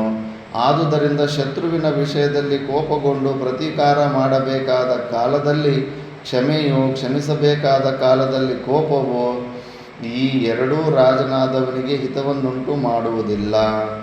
ಪಾರೀಕ್ಷಿತ, ದ್ರೌಪದಿಯು ಹೀಗೆ ಮುಂದುವರಿಸಿ ಹೇಳಿದಳು, ಮಹಾರಾಜ, ಕ್ಷಮಾಗುಣವು ಒಬ್ಬ ಮನುಷ್ಯನಲ್ಲಿ ನಿರಂತರವಾಗಿ ಇದ್ದರೆ ಉಂಟಾಗುವ ಪರಿಣಾಮವೇನೆಂಬ ವಿಷಯದಲ್ಲಿ ಹಿಂದೆ ಧರ್ಮಾತ್ಮನಾದ ಪ್ರಹ್ಲಾದನಿಗೂ ಮತ್ತು ಅವನ ಮೊಮ್ಮಗ ಬಲಿಗೂ ನಡೆದ ಸಂವಾದ ರೂಪವಾದ ಇತಿಹಾಸವನ್ನೇ ಹೇಳುವನು ಕೇಳು.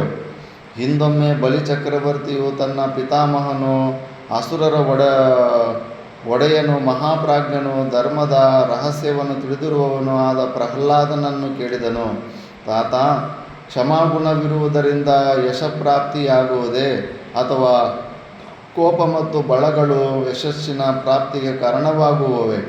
ಈ ವಿಷಯದಲ್ಲಿ ನನ್ನ ಮನಸ್ಸು ಡೋಲಾಯಮಾನವಾಗಿದೆ. ದಯೆಯಿಟ್ಟು ಇದರ ನಿಶ್ಚಯಾಂಶವನ್ನು ಹೇಳಿ ನನ್ನ ಸಂಶಯವನ್ನು ಪರಿಹರಿಸು. ಯಾವ ಗುಣವನ್ನು ಸಾಧನೆ ಮಾಡುವುದರಿಂದ ಯಶಸ್ಸಿನ ಲಾಭವಾಗುವುದೆಂಬುದನ್ನು ತಿಳಿಸು. ನಾನು ಅದರಂತೆಯೇ ನಡೆದುಕೊಳ್ಳುವೆನು. ಬದ್ಧಾಂಜಲಿಯಾಗಿ ನಿಂತು ಈ ಪ್ರಶ್ನೆಯನ್ನು ಕೇಳಿದ ತನ್ನ ಮೊಮ್ಮಗನನ್ನು ಕುರಿತು ಇದಮಿತ್ತಂ ಎಂಬ ನಿಶ್ಚಯ ಜ್ಞಾನವಿದ್ದ ಪ್ರಹ್ಲಾದನು ಕ್ಷಮಾಗುಣದ ಮತ್ತು ಕೋಪದ ವಿಷಯವಾಗಿ ಪ್ರವಚನ ಮಾಡಿದನು. ಮಗು, ಯಾವಾಗಲೂ ಕೋಪವು ಶ್ರೇಯಸ್ಕರವಲ್ಲ, ಹಾಗೆಯೇ ಕ್ಷಮೆಯೂ ಶ್ರೇಯಸ್ಕರವಲ್ಲ. ಈ ಎರಡಂಶಗಳೂ ನಿಶ್ಚಯ. ಇದರಲ್ಲಿ ಯಾವ ಸಂಶಯವೂ ಇಲ್ಲ. ಯಾವಾಗಲೂ ಕ್ಷಮಾಗುಣವುಳ್ಳವನು ಅನೇಕ ವಿಧವಾದ ದೋಷಗಳಿಗೆ ಗುರಿಯಾಗುತ್ತಾನೆ. ಸೇವಕರು, ಉದಾಸೀನರು ಮತ್ತು ಶತ್ರುಗಳು ಅವನನ್ನು ತಿರಸ್ಕಾರದಿಂದ ನೋಡುತ್ತಾರೆ. ಪ್ರಪಂಚದ ಯಾವ ಪ್ರಾಣಿಯೂ ಅವನನ್ನು ಕಂಡರೆ ತಲೆ ತಗ್ಗಿಸುವುದಿಲ್ಲ. ಆದುದರಿಂದ ಯಾವಾಗಲೂ ಕ್ಷಮಾಗುಣವಿರುವುದನ್ನು ನೀತಿಶಾಸ್ತ್ರ ವಿಶಾರದರು ಪ್ರಶಂಸಿಸುವುದಿಲ್ಲ. ಕ್ಷಮಾಗುಣವಿರುವ ಮನುಷ್ಯನ ಸೇವಕರು ತಮ್ಮ ಸ್ವಾಮಿಯ ವಿಷಯದಲ್ಲಿ ಅನಾದರಣೆಯಿಂದಿರುವುದಲ್ಲದೆ ಅವನು ತಮ್ಮನ್ನು ಶಿಕ್ಷಿಸುವುದಿಲ್ಲವೆಂಬ ನಿಶ್ಚಯದಿಂದ ಅನೇಕವಾದ ಅಪರಾಧಗಳನ್ನು ಮಾಡುತ್ತಿರುತ್ತಾರೆ. ಇದು ಅದಕ್ಕೆ IAS ಟ್ರೈನಿಂಗಲ್ಲೆಲ್ಲ ಟ್ರೈನಿಂಗ್ ಕೊಡ್ತಾರೆ. ಅದರಲ್ಲಿ ಕಡಿಮೆ ವಯಸ್ಸಿನಲ್ಲಿರೋನು ದೊಡ್ಡ ಆಫೀಸರ್ ಆಗಿಬಿಟ್ಟಿರ್ತಾನೆ. ಅವನ ಕೆಳಗಡೆ ಹೆಚ್ಚು ವಯಸ್ಸಿರೋ ಅಂಥ ಆಫೀಸರ್ಗಳಿರ್ತಾರಲ್ಲ, ಆ ಹೆಚ್ಚು ವಯಸ್ಸಿನ ಆಫೀಸರ್ಗಳಿಗೆ ಹೆಚ್ಚು ಮರ್ಯಾದೆ ಕೊಟ್ಟು ಮಾತಾಡೋಂಗಿಲ್ಲ. ನೀವು ಅಂತ ಕರೆಯೋಂಗಿಲ್ಲ, ನೀನು ಅಂತಲೇ ಕರಿಬೇಕು. ನಾನು ಪ್ರತ್ಯಕ್ಷವಾಗಿ ಅಲ್ಲಿ ಖಂಡವಾದಲ್ಲಿ ನೋಡಿದ್ದೆ. ನಮ್ಮ ಗುರುಗಳ ಆಶ್ರಮದಲ್ಲಿ ಯಾವುದೋ ಒಂದು ಅಲ್ಲಿರೋ ಕಲೆಕ್ಟರ್ ಹತ್ರ ಕೆಲಸ ಇತ್ತು. ನಮ್ಮ ತಾತ ಗುರುಗಳು ರಾಮಾನಂದ ಸರಸ್ವತಿ ಅವರ ಅಣ್ಣನ ಮೊಮ್ಮಗ ಒಬ್ಬ IAS ಆಫೀಸರ್ ಆಗಿದ್ದ. ಅವನು ದೊಡ್ಡ ರ್ಯಾಂಕಿಂಗ್ ಇತ್ತು, ದೊಡ್ಡ ಪೋಸ್ಟು. ಅದರ ಜೊತೆಯಲ್ಲಿ ನನ್ನನ್ನು ಕಳಿಸಿದಾಗ ನಮ್ಮ ಜೊತೆ ಎಷ್ಟು ಮರ್ಯಾದೆಯಿಂದ ಮಾತಾಡ್ದ. ಒಂದು ಮಾತು ಕೂಡ ಮರ್ಯಾದೆಗೆ ಮಿಂಚಿಲ್ಲ. ಜಿ ಮಹಾರಾಜ್ ಅಂದ್ಬಿಟ್ಟು ಎಲ್ಲರನ್ನೂ ಚೆನ್ನಾಗಿ ಆಶ್ರಮದಲ್ಲಿ ಎಲ್ಲರಿಗೂ ತುಂಬ ಮರ್ಯಾದೆ ಕೊಟ್ಟು ಮಾತಾಡ್ತಾ ಇದ್ದಾನೆ. ಯಾರಾದರೂ ನೋಡಿದ್ರೆ ಈತನು ಕಲೆಕ್ಟ್ರು, ದೊಡ್ಡ ಪೋಸ್ಟಲ್ಲಿರೋ ಕಲೆಕ್ಟ್ರ್ ಅಂತ ಹೇಳೋದಕ್ಕೆ ಆಗೋದಿಲ್ಲ. ಅಲ್ಲಿ ಖಂಡವಾದಲ್ಲಿ ಹೋದರೆ ಅಲ್ಲೊಬ್ಬ ಕಲೆಕ್ಟ್ರ್ ಇದ್ದಾನೆ. ಆ ಕಲೆಕ್ಟ್ರು ವಯಸ್ಸಿನಲ್ಲಿ ದೊಡ್ಡವನು, ಆದರೆ ಈತ ಪೋಸ್ಟ್ನಲ್ಲಿ ದೊಡ್ಡವನು, ಯಾವುದೋ ಒಂದು ಪೋಸ್ಟ್ನಲ್ಲಿ ದೊಡ್ಡವನು. ಈತ ಹೋದರೆ ಆತನೇ ಎದ್ದು ನಿಂತುಕೊಂಡು ಆತ ಕೂತಿರೋ ಸೀಟು ಈತನಿಗೆ ಬಿಟ್ಟುಕೊಟ್ಟು ಆತ ಸೈಡಲ್ಲಿ ಕೈ ಕಟ್ಕೊಂಡು ನಿಂತುಕೊಂಡ. ಮತ್ತು ಸೈಡಲ್ಲಿ ನಿಂತುಕೊಂಡು ಸ್ವಲ್ಪ ಆಶ್ರಮದ ವಿಷಯ ಅದೆಲ್ಲ ಮಾತಾಡ್ಕೊಂಡ ಮೇಲೆ ಅಲ್ಲಿ ಕೋಪದಿಂದನೇ ನೀನು ತೂ ಅಂತಲೇ ಮಾತಾಡ್ತಾ ಇದ್ದಾನೆ. ಆಪ್ ಅನ್ನೋ ಶಬ್ದನ ಬಳಸ್ತಾನೇ ಇಲ್ಲ. ನಾನು ಆ ಸಮಯದಲ್ಲಿ ಸ್ವಲ್ಪ ಕೋಪದಿಂದ ಅವ್ರಿಗೇನು ಮರ್ಯಾದೆ ಕೊಡ್ತೀರಾ ಇದ್ನಲ್ಲ, ನಾವು ನೋಡೋ ನೋಟದಲ್ಲಿ ಸ್ವಲ್ಪ ವಿಚಿತ್ರವಾಗಿ ನೋಡ್ತೀವಲ್ಲ, ಅದು ಆ ಥರ ಗಮನಿಸ್ಬಿಟ್ಟ. ಅಯ್ಯೋ ಸ್ವಾಮೀಜಿಗಳು ನನ್ನನ್ನು ಅಪಾರ್ಥ ಮಾಡ್ಕೊತಾರೇನೋ ಅಂದ್ಬಿಟ್ಟು ಮತ್ತೆ ತಿರುಗಿ ಬರೋವಾಗ, ಗುರುಗಳೇ ನೀವು ಕ್ಷಮಿಸಬೇಕು, ನಮಗೆ ಟ್ರೈನಿಂಗಲ್ಲಿ ಪ್ರೋಟೋಕಾಲ್ ಇರುತ್ತೆ. ನಮಗಿಂತ ಕಡಿಮೆ ಪೋಸ್ಟಲ್ಲಿರೋರು ವಯಸ್ಸಿನಲ್ಲಿ ದೊಡ್ಡವರು ಇದ್ದರೂ ಕೂಡ ಅವರಿಗೆ ಮರ್ಯಾದೆ ಕೊಟ್ಟು ಹೆಚ್ಚು ಮಾತಾಡೋಂಗಿಲ್ಲ. ಮಾತಾಡಿದ್ರೆಗನ ಕೆಲಸಗಳಾಗೋದಿಲ್ಲ. ಆ ಪ್ರೋಟೋಕಾಲ್ ನಾವು ಫಾಲೋ ಮಾಡಲೇಬೇಕು. ಅದಕ್ಕೆ ತುಮ್ ಅಂತಲೇ ಮಾತಾಡಬೇಕು. ಆಪ್ ಅನ್ನೋ ಶಬ್ದಗಳೆಲ್ಲ ಬಳಸಬಾರ್ದು ಅಂತ. ನೋಡು, ಮತ್ತು ಮಹಾಭಾರತ ಅದನ್ನು ಹೇಳ್ತಾ ಇದೆ. ಕ್ಷಮಾಗುಣವಿರುವಿನ ಮನುಷ್ಯನ ಸೇವಕರು ಜಾಸ್ತಿ ನೀನು ಏನು ಪನಿಷ್ಮೆಂಟೇ ಕೊಡಲಿಲ್ಲ ಅಂದರೆ ಅವ್ರ ಹತ್ರ ಇರೋ ಸೇವಕರಾಗಲಿ ತಮ್ಮ ಸ್ವಾಮಿಯ ವಿಷಯದಲ್ಲಿ ಅನಾಧಾರಣೆ ಎಂದಿರುವುದಲ್ಲದೆ, ಅವ್ರಿಗೆ ಆಧಾರನೇ ರೆಸ್ಪೆಕ್ಟೇ ಇರೋದಿಲ್ಲ, ಲೆಕ್ಕನೇ ಇರೋದಿಲ್ಲ. ಅಡಗಪ್ಪ ತಾತ ಬಂದವ್ರನ್ನೆಲ್ಲ ಹೆಂಗೆ ಬೈತಾ ಇದ್ದಂದರೆ ಹುಚ್ಚ ಕುಂತಾಯಿದ್ರು. ಅಲ್ಲಿಂದ ಅಲ್ಲೇ ದೂರದಿಂದನೇ 100 ಮೀಟ್ರ್ ದೂರದಲ್ಲೇ ನಿಂತ್ಕೊತಾಯಿದ್ರು. ಹತ್ರ ಕೂಡ ಬರೋದಕ್ಕೆ ಹೆದರ್ತಾಯಿದ್ರು. ಯಾಕೆ ಅದು ಬೈತಾನೆ, ಪನಿಷ್ಮೆಂಟ್ ಕೊಡ್ತಾನೆ ಅಂದ್ಬಿಟ್ಟು ಜಾಸ್ತಿ ಫ್ರೀಯಾಗಿ ಮಾತಾಡ್ಬಿಟ್ಟು ಜಾಸ್ತಿ ಮರ್ಯಾದೆ ಕೂತ್ಬಿಟ್ರೆ ತಲೆ ಮೇಲೆ ಕೂತ್ಕೊಂಡ್ಬಿಡ್ತಾನೆ. ಇದು ಸತ್ಯ, ಇದು ಶಾಸ್ತ್ರ ಹೇಳ್ತಾ ಇರೋ ಮಾತು. ಅದು ಅವನು ತಮ್ಮನ್ನು ಶಿಕ್ಷಿಸುವುದಿಲ್ಲವೆಂಬ ನಿಶ್ಚಯದಿಂದ ಅನೇಕವಾದ ಅಪರಾಧಗಳನ್ನು ಮಾಡುತ್ತಿರುತ್ತಾರೆ. ಪನಿಷ್ಮೆಂಟು ಜಸ್ಟ್ ಸ್ಟ್ರಿಕ್ಟ್ ಆಗಿಲ್ಲ ಅಂದರೆ ನೀನು ಪೋಸ್ಟಲ್ಲಿ ಎಲ್ಲರೂ ನಿನ್ನನ್ನು ಮಿಸ್ಯೂಸ್ ಮಾಡ್ಕೊಳ್ತಾರೆ. ಕುಬುದ್ಧಿಯ ಆ ಸೇವಕರು ತಮ್ಮ ಸ್ವಾಮಿಯ ವಿತ್ತಾಪಹಾರದ ಯೋಚನೆಯನ್ನು ಮಾಡುತ್ತಾರೆ. ನೀನು ಬಲಹೀನನಾಗಿ ನೀನೇನು ದಯಾಗುಣ ತೋರಿಸ್ಬೇಕು, ಕ್ಷಮಾಗುಣ ತೋರಿಸ್ಬೇಕಂತಿದ್ರೆ ನಿನ್ನನ್ನು ಅವರು ಇವನಿಗೆ ಯೋಗ್ಯತೆ ಇಲ್ಲ, ಇವನು ಶಕ್ತಿ ಕಡಿಮೆ ಇರೋನು ಅಂತ ಹಂಗೆ ಅರ್ಥ ಮಾಡ್ಕೊತಾರೆ. ಒಳ್ಳೆತನ ತೆಲುಗಿನಲ್ಲಿ ಅಂತಾರೆ, ಮಂಚಿತನಾన్ని చేతగానితనము ಅಂದ್ಕೊಂತಾರೋ ಅಂತ. ಆ ಒಳ್ಳೆ ಗುಣವನ್ನು ಹಂಗೆ ಅನ್ಕೊತಾರೆ, ಅವರು ಮಾಡುತ್ತಾರೆ. ಏಕೆಂದರೆ ಏನು ಮಾಡಿದರೂ ತಮ್ಮ ಯಜಮಾನನು ಕೋಪಿಸಿಕೊಳ್ಳುವುದಿಲ್ಲವೆಂಬ ದೃಢ ನಿಶ್ಚಯವು ಅವರಿಗಿರುತ್ತದೆ. ಹುಚ್ಚರಂಗೆ ಕೂಡ ಮಾತಾಡ್ತಾ ಇರ್ತಾರೆ. ನಮಗಂತೂ ನಮ್ಮ ಗುರುಗಳು ಅಂತ ಎಷ್ಟು ಭಯ ಇತ್ತಂದರೆ, ಒಂದು ಸತಿ ರಿಷಿಕೇಶಿಂದ ಹರಿಯಾಣದಲ್ಲಿ ರೋಹತಕ್ ತನಕ ಕಾರಲ್ಲಿ ಕೂತ್ಕೊಂಡು ಹೋಗಿದ್ವಿ. ಕೈಲಾಸ ಆಶ್ರಮದ ಮಂಡಲೇಶ್ವರು ಮುಂದುಗಡೆ ಸೀಟಲ್ಲಿದ್ದರು. ಸುಮಾರು 7-8 ಗಂಟೆ ಜರ್ನಿ. ಒಂದು ಮಾತು ಕಿಸಕ್ಕಂತ ಒಂದು ಮಾತು ಕೂಡ ನಾವು ಆಡಲಿಲ್ಲ. ಹಿಂದುಗಡೆ ಇಬ್ಬರು ಕೂತಿದ್ವಿ ವಿದ್ಯಾರ್ಥಿಗಳು. ಅಷ್ಟು ಭಯ. ಅವರ ಭಿಂಕ ಗಂಭೀರನ್ನು ಹಂಗೆ ಮೇಂಟೈನ್ ಮಾಡಿರ್ತಾರೆ. ಇಲ್ಲ ಅಂದರೆ ಕಾಮಿಡಿ ಪೀಸ್ ಆಗಿಬಿಡುತ್ತೆ, ಮತ್ತು ಲೆಕ್ಕನೇ ಇಲ್ದಿರ ಆಗಿಬಿಡುತ್ತೆ. ದುರಾತ್ಮರಾದ ಸೇವಕರು ಕ್ಷಮಾಗುಣವಿರುವ ತಮ್ಮ ಸ್ವಾಮಿಯ ವಿತ್ತಾಪಹಾರ ಮಾತ್ರದಿಂದಲೇ ತೃಪ್ತರಾಗುವುದಿಲ್ಲ. ಕ್ರಮಕ್ರಮವಾಗಿ ಅವನು ಉಪಯೋಗಿಸುವ ವಾಹನ, ವಸ್ತ್ರ, ಒಡವೆ, ಆಸನ, ಹಾಸಿಗೆ, ಆಹಾರ ಮತ್ತು ಯಜಮಾನನಿಗೆಂದು ಸಿದ್ಧಪಡಿಸುವ ಸಕಲ ವಸ್ತುಗಳನ್ನು ಉಪಯೋಗಿಸಲು ಆರಂಭಿಸುತ್ತಾರೆ. ತಮ್ಮ ಸ್ವಾಮಿಯು ಯಾವುದಾದರೂ ವಸ್ತುವನ್ನು ಯಾರಿಗಾದರೂ ಕೊಡುವಂತೆ ಸೇವಕರಿಗೆ ಹೇಳಿದರೆ ಆ ಕೆಲಸವನ್ನು ಸೇವಕರು ಮಾಡುವುದಿಲ್ಲ. ಇದೊಂದು ಮತ್ತೆ ಏನಾದರೂ ಹೇಳಿದ್ರೇಗನ ಆ ಕೆಲಸ ಪೋಸ್ಟ್ಪೋನ್ ಮಾಡೋದು, ನೆಗ್ಲೆಕ್ಟ್ ಮಾಡೋದು, 4-5 ದಿವಸ ಆದಮೇಲೆ ಮಾಡೋದು, ಈ ಥರ ಮಾಡ್ತಾಯಿರ್ತಾರೆ. ಯಾಕಂದರೆ ಅವರು ಭಯನೂ ಇಲ್ಲ, ಭಕ್ತಿನೂ ಇಲ್ಲ. ಭಯ ಆಗಲಿ ಭಕ್ತಿ ಆಗಲಿ ಎರಡರಲ್ಲಿ ಯಾವುದಾದ್ರೂ ಒಂದಿದ್ರೂ ಕೂಡ ಹೇಳಿದ ತಕ್ಷಣ ಫಸ್ಟ್ ಗುರುಗಳ ಕೆಲಸ ಮಾಡಬೇಕು, ಯಜಮಾನನ ಕೆಲಸ ಮಾಡಬೇಕು ಅಂತ ಟಕ್ ಅಂತ ಮಾಡಿಬಿಡ್ತಾರೆ. ಅವನಿಗೆ ಲೆಕ್ಕನೇ ಇಲ್ಲ ಅಂದಾಗ ಇಷ್ಟ ಬಂದಾಗ ನಿಧಾನಕ್ಕೆ ಮಾಡ್ಕೊಳ್ತಾ ಇರ್ತಾರೆ. ಕ್ಷಮಾಗುಣವಿರುವ ಮನುಷ್ಯನಿಗೆ ಅವನ ಸೇವಕರಿಂದ ಯಜಮಾನನಾದವನಿಗೆ ಸಿಕ್ಕಬೇಕಾದ ಪುರಸ್ಕಾರವು, ಗೌರವವು ಖಂಡಿತವಾಗಿಯೂ ಸಿಕ್ಕುವುದಿಲ್ಲ. ನಿಶ್ಚಯವಾಗಿ ಹೇಳುವುದಾದರೆ ಈ ಪ್ರಪಂಚದಲ್ಲಿ ಸೇವಕರಿಂದ ತಿರಸ್ಕೃತನಾಗಿ ಜೀವಿಸಿರುವುದಕ್ಕಿಂತಲೂ ಸಾಯುವುದೇ ಮೇಲು. ಅದಕ್ಕೆ ಕೆಲವೊಂದು ಆಶ್ರಮಗಳಲ್ಲಿ ನಿಯಮಗಳೇ ಮಾಡಿಬಿಟ್ಟಿರ್ತಾರೆ. ಕೈಲಾಸಾಶ್ರಮದಲ್ಲಿ ನಿಯಮ, ಬೆಳಗ್ಗೆ ಆರತಿಗೆ ಅಲ್ಲಿ ಮಹಾಮಂಡಲೇಶ್ವರ ಬರ್ತಾನೆ. ಹೊರಗಡೆಯಿಂದ ಬಂದವನು ಅವನು ಪ್ರಧಾನಮಂತ್ರಿ ಆಗಿರ್ಬೋದು, ಅವ್ರ ಅಪ್ಪನಾಗಿರ್ಬೋದು, ಎಷ್ಟು ದೊಡ್ಡ ಶ್ರೋತ್ರಿಯ ಬ್ರಹ್ಮನಿಷ್ಠನೇ ಆಗಿರ್ಬೋದು. ಅಲ್ಲಿ ಆರತಿ ಇದ್ದಾಗ ಮಂಡಲೇಶ್ವರ ನಿಂತ್ಕೊಂಡ್ರೆ ಫಸ್ಟು ಎಲ್ಲರೂ ಆರತಿಗೆ ಅಟೆಂಡ್ ಮಾಡಿ ಆತನಿಗೆ ಸಾಷ್ಟಾಂಗ ಪ್ರಣಾಮ ಮಾಡಿ ಮತ್ತೆ ಆರತಿ ಸ್ಟಾರ್ಟ್ ಆಗುತ್ತೆ. ಆ ನಿಯಮವನ್ನೇ ಫಸ್ಟು ಬಗ್ಗಿಸೋದು ಕಲಿಸ್ಕೊಡ್ತಾರೆ. ಆ ಅಭ್ಯಾಸ ಮಾಡಿದ ಮೇಲೆ ಅವ್ರಿಗೆ ಅರ್ಥ ಆಗುತ್ತೆ, ಓಹೋ ಇವರು ನಮ್ಮ ಬಾಸು ಅನ್ನೋದು, ಅದೆಲ್ಲ ಅದು ಅರ್ಥ ಆಗುತ್ತೆ. ಇಲ್ಲ ಅಂದರೆ ವ್ಯವಹಾರ ನಡೆಯೋದಿಲ್ಲ, ಕಾಮಿಡಿ ಆಗಿಬಿಡುತ್ತೆ. ಯಾರಂದರೆ ಯಾರಿಗೂ ಲೆಕ್ಕನೇ ಇಲ್ದಿರ ಆ ಥರ. ಸೇವಕರು ಮಾತ್ರವೇ ಅಲ್ಲ, ಕ್ಷಮಾಗುಣವಿರುವ ಮನುಷ್ಯನ ವಿಷಯದಲ್ಲಿ ಅವನ ಪತ್ನಿ, ಪುತ್ರ, ಸೇವಕರು ಮತ್ತು ಸಾಮಾನ್ಯ ಜನರು ಅನಾರಾಧನೆಯಿಂದಲೂ ಕಾಠಿಣ್ಯದಿಂದಲೂ ವ್ಯವಹರಿಸಿರುವರು. ಆ ತಿರಸ್ಕಾರವು ಮರಣಕ್ಕಿಂತಲೂ ಕಷ್ಟಕರವಾದದ್ದು. ಕ್ಷಮಾಗುಣವಿರುವ ಮನುಷ್ಯರನ್ನು ಅವಹೇಳನ ಮಾಡಿ ದುರಾತ್ಮರಾದವರು ಅವನ ಪತ್ನಿಯರನ್ನು ಉಪಭೋಗಿಸಲು ಇಚ್ಛಿಸುವರು. ಕ್ಷಮಾಗುಣವಿರುವ ಮನುಷ್ಯನ ಹೆಂಡತಿಯರು ಪತಿಯ ವಿಷಯದಲ್ಲಿ ಅನಾದರಣೆಯಿಂದಿರುತ್ತಾ ಸ್ವೇಚ್ಛಾಚಾರಿಣಿಯಾಗುವರು. ಯಾವ ಅಪರಾಧ ಮಾಡಿದರೂ ಶಿಕ್ಷೆ ಎಂಬುದನ್ನೇ ಅರಿಯದ ಸೇವಕರು ತಮ್ಮ ಸ್ವಾಮಿಯ ಕ್ಷಮಾಗುಣವನ್ನು ದುರುಪಯೋಗ ಮಾಡಿಕೊಂಡು ಇನ್ನೂ ಹೆಚ್ಚಿನ ಅಪರಾಧಗಳನ್ನು ಮಾಡುತ್ತಿರುತ್ತಾರೆ. ಇಷ್ಟು ಮಾತ್ರವಲ್ಲದೆ ತಮ್ಮ ಸ್ವಾಮಿಯನ್ನು ನಾನಾ ವಿಧವಾದ ಕಷ್ಟಗಳಿಗೆ ಗುರಿ ಮಾಡುತ್ತಾರೆ.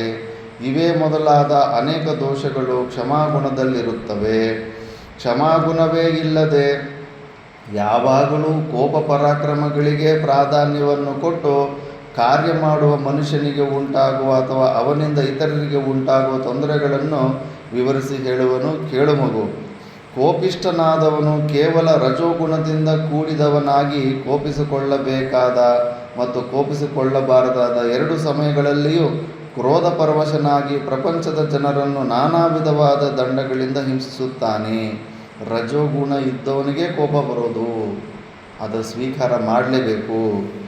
ಸರ್ವದಾ ಕೋಪಿಷ್ಠನಾಗಿರತಕ್ಕವನು ಮಿತ್ರರೊಡನೆಯೂ ವಿರೋಧವನ್ನು ಕಟ್ಟಿಕೊಳ್ಳುತ್ತಾನೆ.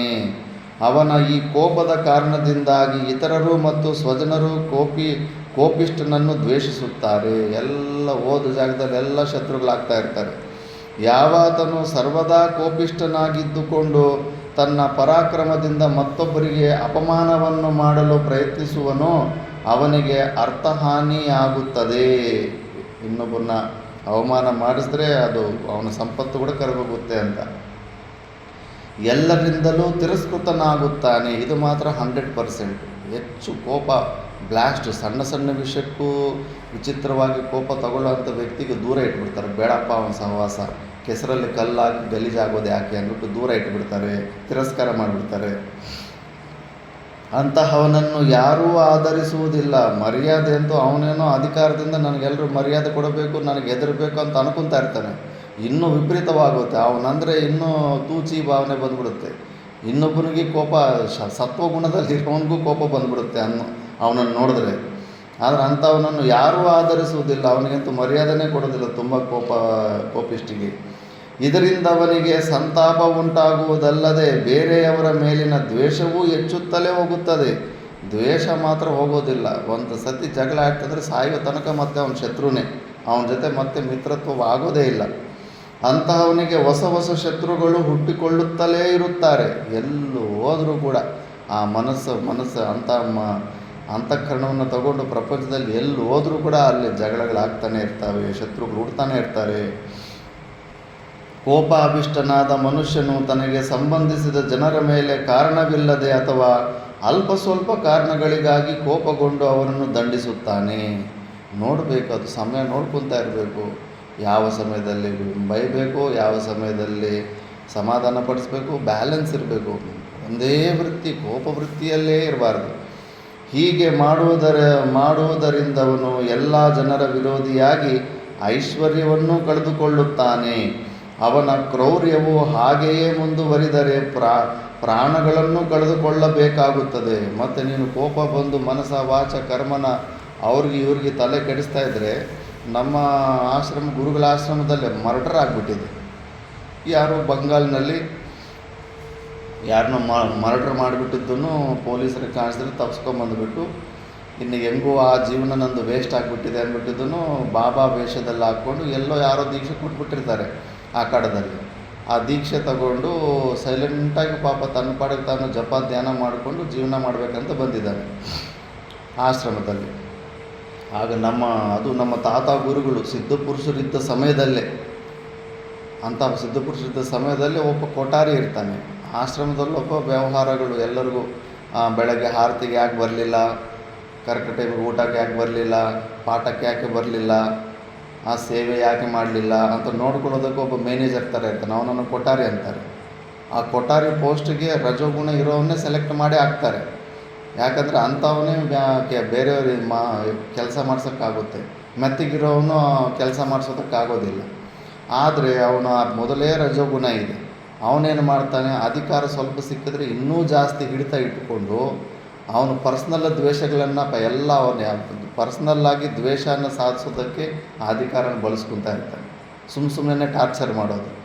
ಅವನಿಗೆ ಗುಲಾಮಗಿರಿ ಮಾಡಿಬಿಟ್ರೆ ಬಿಟ್ಬಿಡ್ತಾನೆ, ನೀನೇ ಇಂದ್ರ ಚಂದ್ರ ಅಂತ ಹೇಳಿಬಿಟ್ರೆ ಬಿಟ್ಬಿಡ್ತಾನೆ. ಇಲ್ಲ ಅಂದ್ರೆಗನ ಅವನು ಬೆನ್ನಿಂದೆ ಬಿಡೋದು. ಯಾವುದು ಪಾಪ ಸೇವೆ ಮಾಡ್ತಾನೆ, ತರಕಾರಿ ಕಟ್ ಮಾಡೋವಂಥ ಸೇವೆ ಕೊಟ್ಟಿದ್ದಾರೆ, ಪಾಪ ಕರೆಕ್ಟಾಗಿ ಮಾಡ್ಕೊತ ಹೋಗ್ತಾ ಇದ್ದಾನೆ.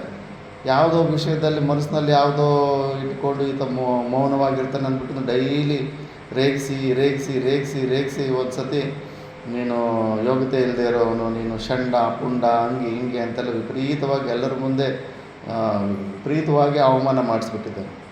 ಅವನು ಸೈಲೆಂಟಾಗಿ ಎದ್ದೋಗ್ಬಿಟ್ಟಿದ್ದನು.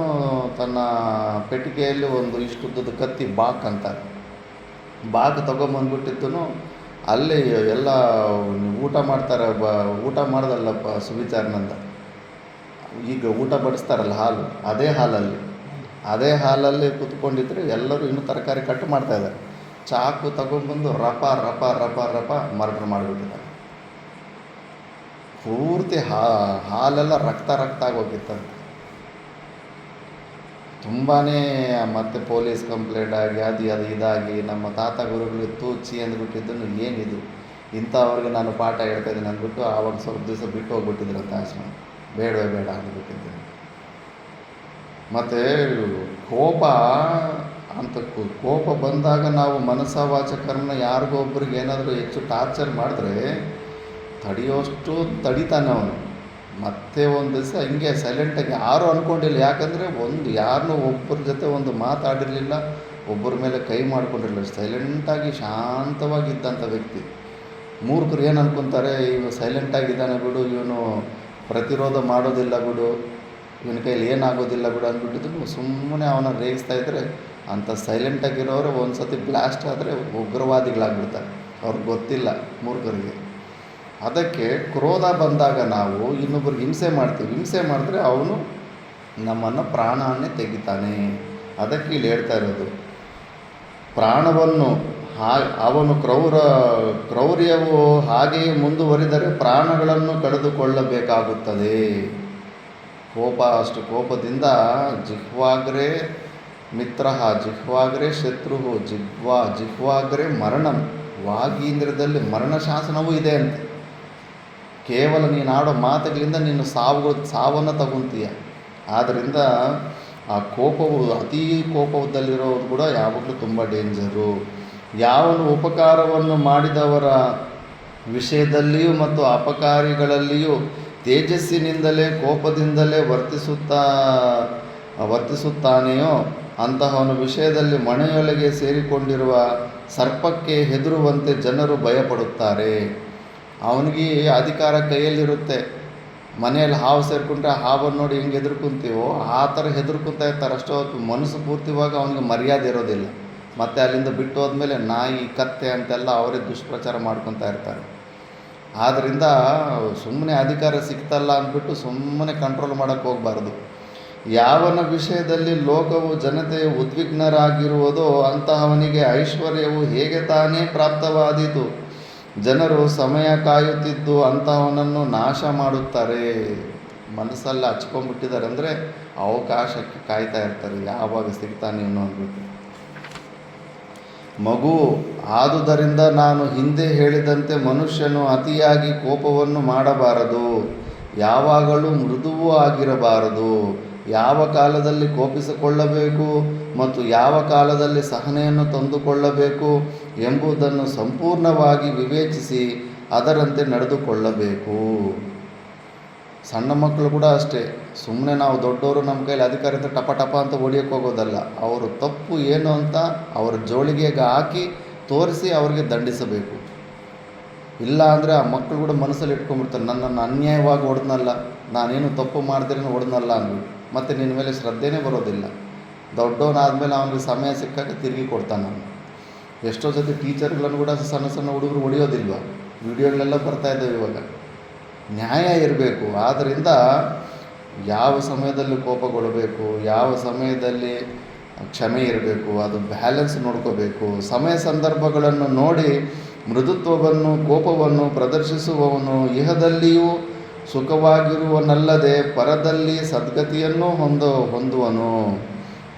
ಮಗು, ಮಾನವನಾದವನು ಯಾವ ಸಮಯದಲ್ಲಿ ಕ್ಷಮಾವಂತನಾಗಬೇಕೆಂಬ ವಿಷಯದಲ್ಲಿ ಹಿರಿಯರು ಹೇಳಿರುವ ಉಕ್ತಿಗಳನ್ನು ನಿನಗೂ ಹೇಳುವೆನು, ಕೇಳು.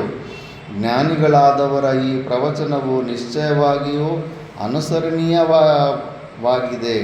ಒಂದು ಸಮಯದಲ್ಲಿ ನಿನಗೊಬ್ಬನು ಉಪಕರಿಸಿರುತ್ತಾನೆ. ಅದೇ ಮನುಷ್ಯನು ಮತ್ತೊಂದು ಸಮಯದಲ್ಲಿ ಕಾರಣಾಂತರದಿಂದ ನಿನಗೆ ದೊಡ್ಡ ಅಪರಾಧವನ್ನೆಸಗುತ್ತಾನೆ. ಅಂತಹ ಸಮಯದಲ್ಲಿ ಅವನು ನಿನಗೆ ಹಿಂದೆ ಮಾಡಿದ ಉಪಕಾರವನ್ನು ನೆನೆದು ಅವನನ್ನು ಕ್ಷಮಿಸಬೇಕು. ತಿಳಿವಳಿಕೆ ಇಲ್ಲದವನು ತಿಳಿಯದೆ ಮಾಡಿದ ಅಪರಾಧವನ್ನು ಕ್ಷಮಿಸಬೇಕು. ಏಕೆಂದರೆ ಎಲ್ಲ ವಿಷಯಗಳಲ್ಲಿಯೂ ತಿಳುವಳಿಕೆಯಾಗಲಿ ಪಾಂಡಿತ್ಯವಾಗಲಿ ವಿವೇಚನೆಯಾಗಲಿ ಜನಸಾಮಾನ್ಯಕ್ಕೆ ಇರಲಾರದು. ತಿಳಿವಳಿಕೆ ಇದ್ದು ಅಪರಾಧ ಮಾಡಿ ತಿಳಿಯದೆ ತಪ್ಪು ಮಾಡಿದನೆಂದು ವಾದಿಸುವವನನ್ನು ಅವನು ಮಾಡಿದ ಅಪರಾಧವು ಅಲ್ಪವಾಗಿದ್ದರೂ ಕಠಿಣವಾಗಿ ಶಿಕ್ಷಿಸಬೇಕು. ಅದಕ್ಕೆ ತಪ್ಪು ಗೊತ್ತಿಲ್ಲದೆ ಮಾಡೋದು ಮೊದಲನೇ ತಪ್ಪು, ಕ್ಷಮಿಸಬಹುದು. ಅದು ತಪ್ಪಂತೂ ಗೊತ್ತಿ ಮಾಡ್ತಾರಲ್ಲ, ಅಲ್ಲಿ ಪನಿಷ್ಮೆಂಟು ಸ್ಟ್ರಾಂಗ್ ಆಗಿರಬೇಕು. ಅಂತಹ ದುರಾತ್ಮರನ್ನು ಖಂಡಿತವಾಗಿಯೂ ಕ್ಷಮಿಸಬಾರದು. ಯಾವನೇ ಆಗಿರಲಿ ಮೊದಲನೆಯ ಸಲ ಮಾಡಿದ ಅಪರಾಧವನ್ನು ಕ್ಷಮಿಸಬಹುದು.